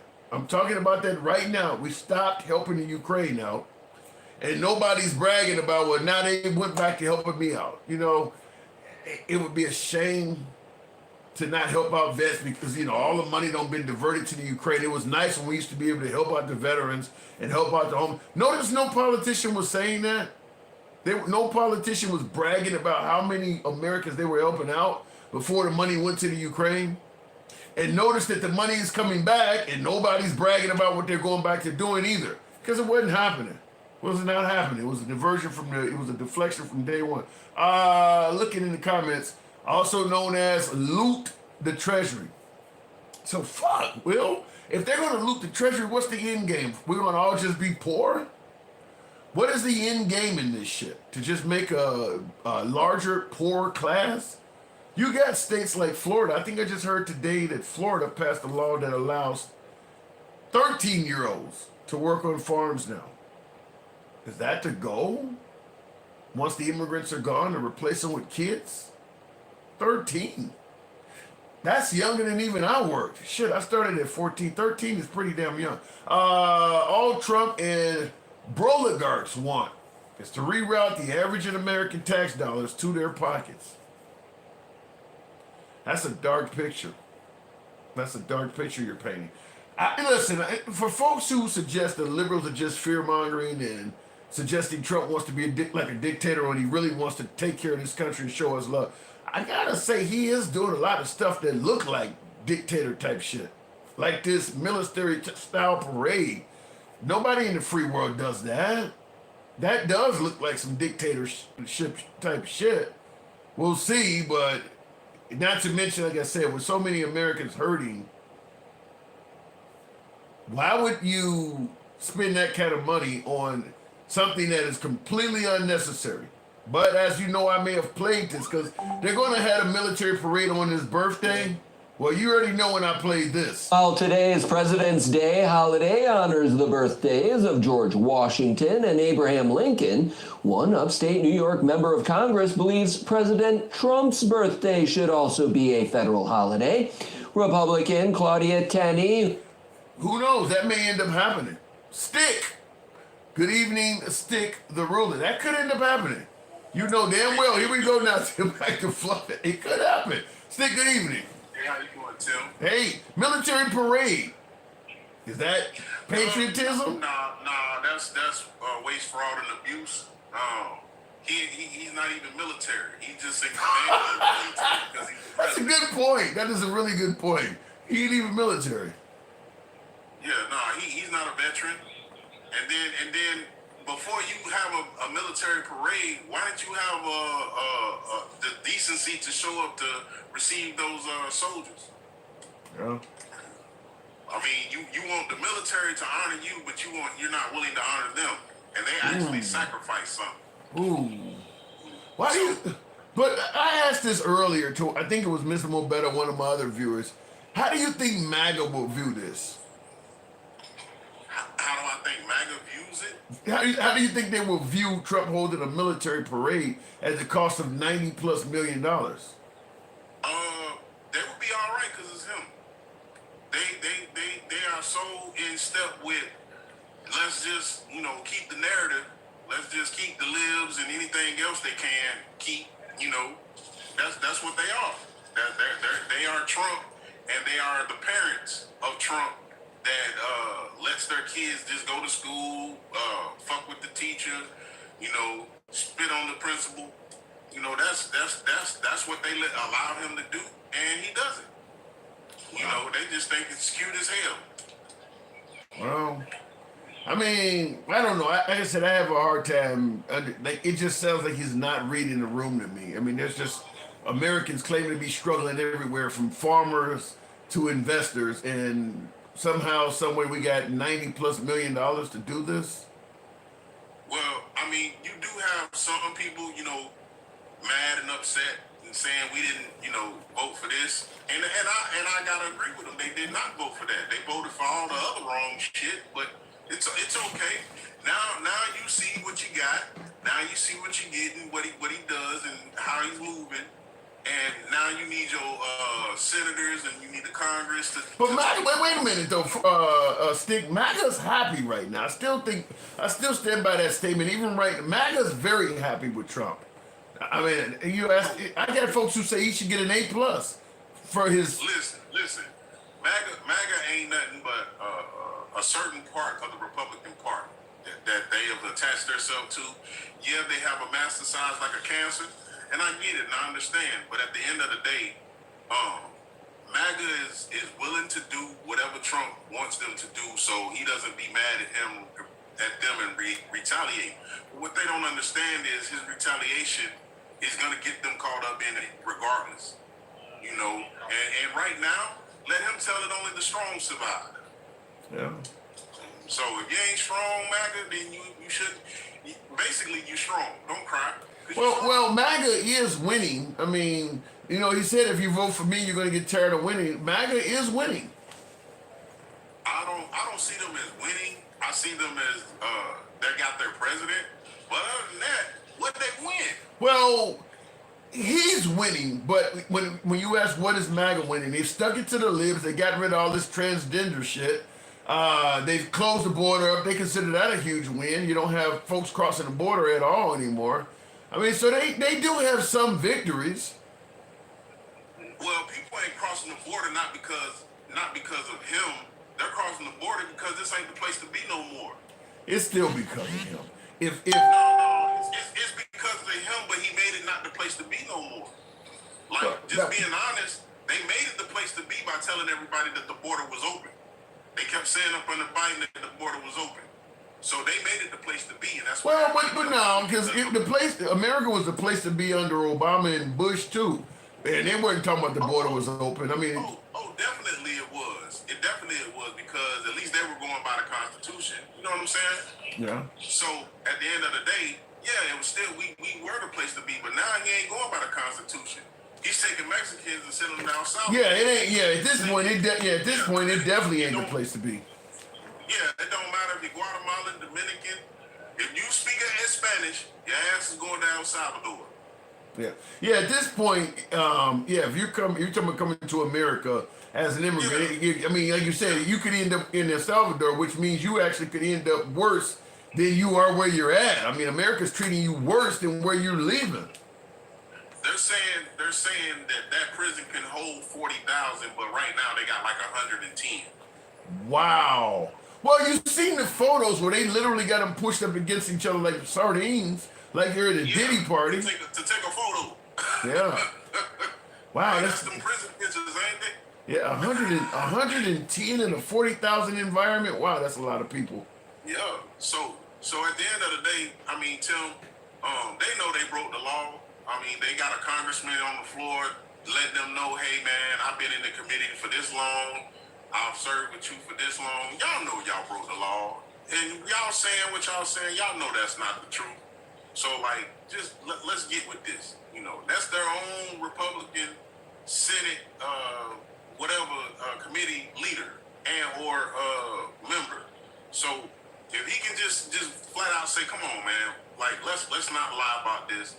You know, we broke the law in the sense of sending those people over there without due process. No. It's not supposed to be, Tim. Well, I know MAGA for the most part is happy with that. The notion is you should have thought about that before entering this country. And that's true until it happens to them. Well, it ain't gonna happen to them though. It can't happen.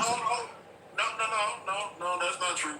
That's not true. Just like he wanted his DOJ and the police, and he wanted back the police. As soon as he pardoned one of his January 6ers driving without a license. Yeah. You know, he said he was going to unalive himself, but ended up the police told him no, but the police unalived. Yeah. How does that work? Yeah, that happened over in Indiana. I did hear about that. Well, yeah. I mean, so they get caught up in the madness too, because it doesn't really matter if you're Republican. It doesn't really matter if you're independent or Democrat. If you are part of the federal government or anything where they're gonna just take cuts, you may be one of those people to get cut, no matter who you voted for. yeah, at this point, I don't see how folks who work for the federal government, it's got to be miserable.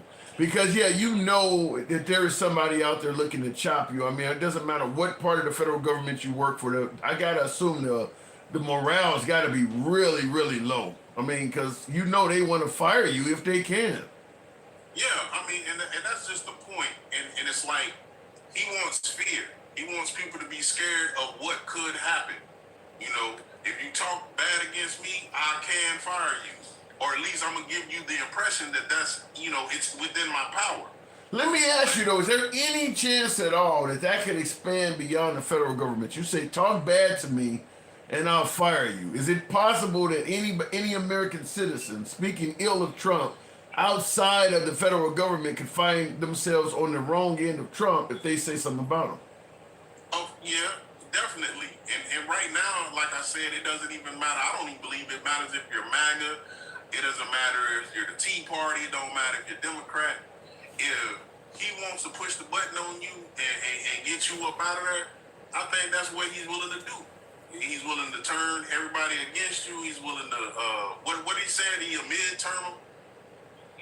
You know, he'll primary him or whatever he said. Yeah, well, with Elon Musk out there helping out, there's certainly room for that. Yeah, but the whole point I'm trying to make is he's willing to eat his own kind. He's telling you, if you don't go along my plan, if you don't jump in step, we're going to primary you. Well, shit, Mike Pence can tell you eat his own kind. I think there's been plenty of Republicans at this point that have fell victim to Trump to the point where the remaining Republicans know he will eat his own kind. If you get on the wrong side of Trump, I don't care if you his VP on down. I mean, anybody can get it. Yeah. I wholeheartedly believe that Trump don't care about nobody but him. You see how Elon is now without a job. Elon is on the sidelines. Elon lost a lot, and they probably ain't gonna recover from that. Elon lost a lot of. I mean, he obviously still incredibly wealthy, so it ain't like it's gonna change his life. Guess what? Now that Elon is not popular like he was before, guess what? Yeah, man, just go on and sit this one out. You know, take a knee. Take a knee. And I'll handle it from here. He got the money. He took the money. He won the presidency. You know, Elon stuck his neck out there and was like blaming it on himself. Oh, I'm the one that's cutting the jobs and this, that, there, and the third. And he was like, okay, yeah, I'm going to let Elon take all the credit for that. So when it's time to cut his ass off, yeah, I'm free. You know, everybody said that too. Everybody said that would likely happen. That if for some reason things go wrong, Elon Musk makes a perfect, whipping boy. You know, perfect person to throw under the bus. Well, Elon isn't officially fired though, so. No, he's not official.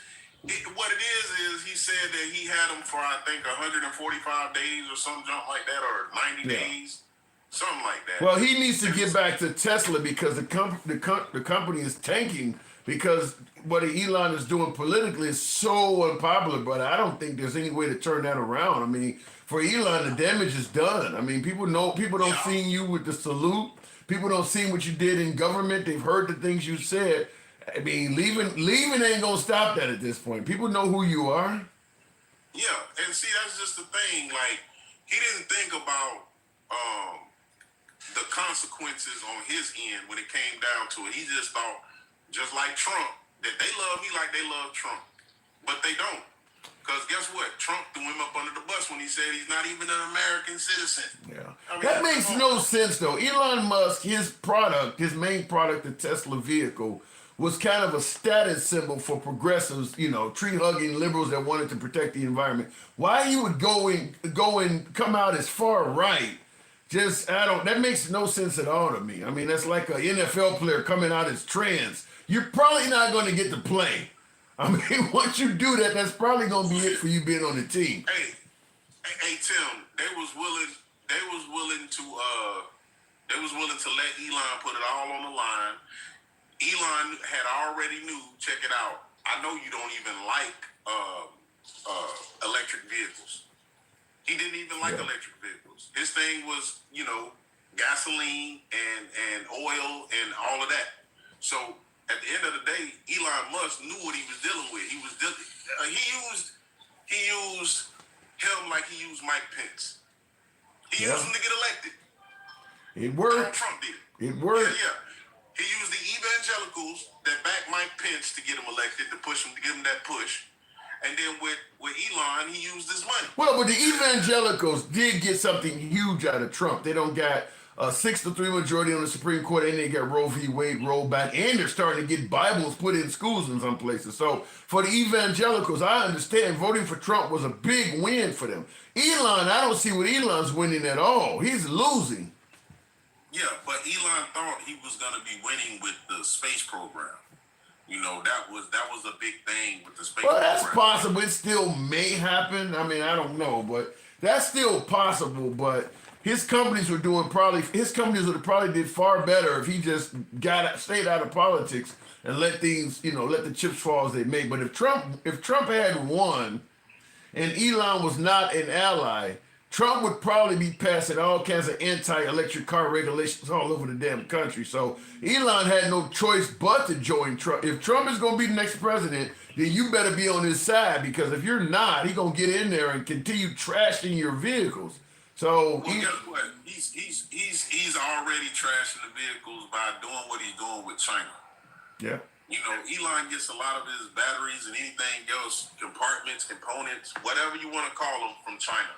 And if he's tariffing all the things that's coming from China, then guess what? Elon's gonna have to put it into Tesla, and Tesla's gonna have to put it on the consumer. Yeah, I don't know why he didn't wait at least until after the midterms to impose those tariffs. I mean, why? I mean, because it's gonna take time for all that to bounce back and undo itself. And this time next year we're gonna be talking about who's running. I mean, he probably should have waited till the midterms are over with to tariff every damn country on the planet. I don't know why he done that. That could hurt him, but we'll see. Stick, I do got to move it on, Stick, but we'll see how that turns out. And let me just say this. In that live I was in the other day, I misspoke. I said that Malcolm wasn't alive in 64. He died in 65, so he was alive when they were asking what did Malcolm say. But what I will say is this. I mixed up him with JFK. JFK died in 63. So that was the mix-up. But at the end of the day, those guys, those blaggers, man, I'm looking at them and I'm asking them for answers. I just want some answers. I just want to know. You ain't gonna like the answers you get. Well, one of them told me the truth. We got our president. That's all we wanted. And what happens, happens. It is what it is. So guess what? You really don't care. You really don't care. Well, it's like what you said, and many callers said before. You don't care until it starts happening to you, like the woman from Venezuela that said the Republican Party tricked her. I mean, you could see some black MAGA if things go the way you're talking, saying the same thing. Stick, thank you. Yep. All right. Have a good one, Tim. You too. Moving on with the program, but let's see what Trump does. I mean, Trump says he's done more for the black community than anybody since Abraham Lincoln. So we'll see how that turns out. But as I stated on the program earlier, we are no longer a charity country anymore. When do we get to the point where we're looking out for Americans? That's what we were told. We need to stop. Essentially, we need to make America selfish again and take care of ourselves. Well, we've become officially really selfish. We're not helping nobody out. America had, other than Israel, and I believe Israel's paying for the weapons, so we're making money off of them. No one is freeloading off the United States anymore, as Trump might suggest. So when do you start taking care of Americans? Nobody is getting anything. So I don't understand if we don't get to that point, then the next logical question is, who's getting the money? If we don't end up getting it as citizens, make no mistake about it, somebody's getting it. It just won't be us. Why is the Trump administration trying to dismantle the Black American Museum? Wow, Cedric, I think it's pretty obvious in regards to what's going on there. Whether it's removing the Tuskegee Airmen's accomplishments from Air Force sites, I think it's pretty clear that anything denoting illustrating the accomplishments of African Americans over the years expect it to be at least altered, if not completely removed from anything that they have the ability to remove stuff from. I mean, I wish I was lying. I wish I could say that I was making this up. But they are, I mean, I just heard Harriet Tubman, her accomplishments. They're starting to remove some of that stuff away. I mean, there is a push to, at the very least, kind of neutralize what happened throughout history. I mean, you can't ignore the fact that slavery took place, but you can get to the point where a lot of the intricate details of it are removed. Just, during that era, people were enslaved. And just, there was plenty of whites and there was just as many Irish. That's kind of how the story will probably end up being told. Was, in this country during that era, slavery was common. People owned other people. There were people who owned blacks. There were people who owned whites. There were black slave owners. I mean, just blended in to the point where nobody looks like they were a victim of it or a perpetrator of it. It just looks like something that was going on at that time. That's what it looks like. The aim is. It's just to really downgrade the perpetrators and soften what happened to the victims. Looking in the comments. No reply. Why no go? The museums of African American diaspora is across the street from my house in San Francisco. I never went there though. Oh. Mercedes parent company helped Elon start Tesla. Elon will be buying Mercedes with Tesla cash. Tesla has a lot of cash. I don't know what would you buy Mercedes under Trump when there's all these tariffs and shit in place? I don't know. How would that work? You think that Mercedes is like, they say American is apple pie. Mercedes is like like synonymous with German. You think they would sell that to Elon? My heart goes out to you, guy. I don't know if the Germans would even sell that to him. We'll see. I mean, anything is possible, but I mean, that's like the flagship of German engineering. You're gonna get rid of Mercedes to this guy? My heart goes out to you, guy. Curious to see. That's exactly why I said, motherfucker, you're insecure as fuck before I didn't even acknowledge you still.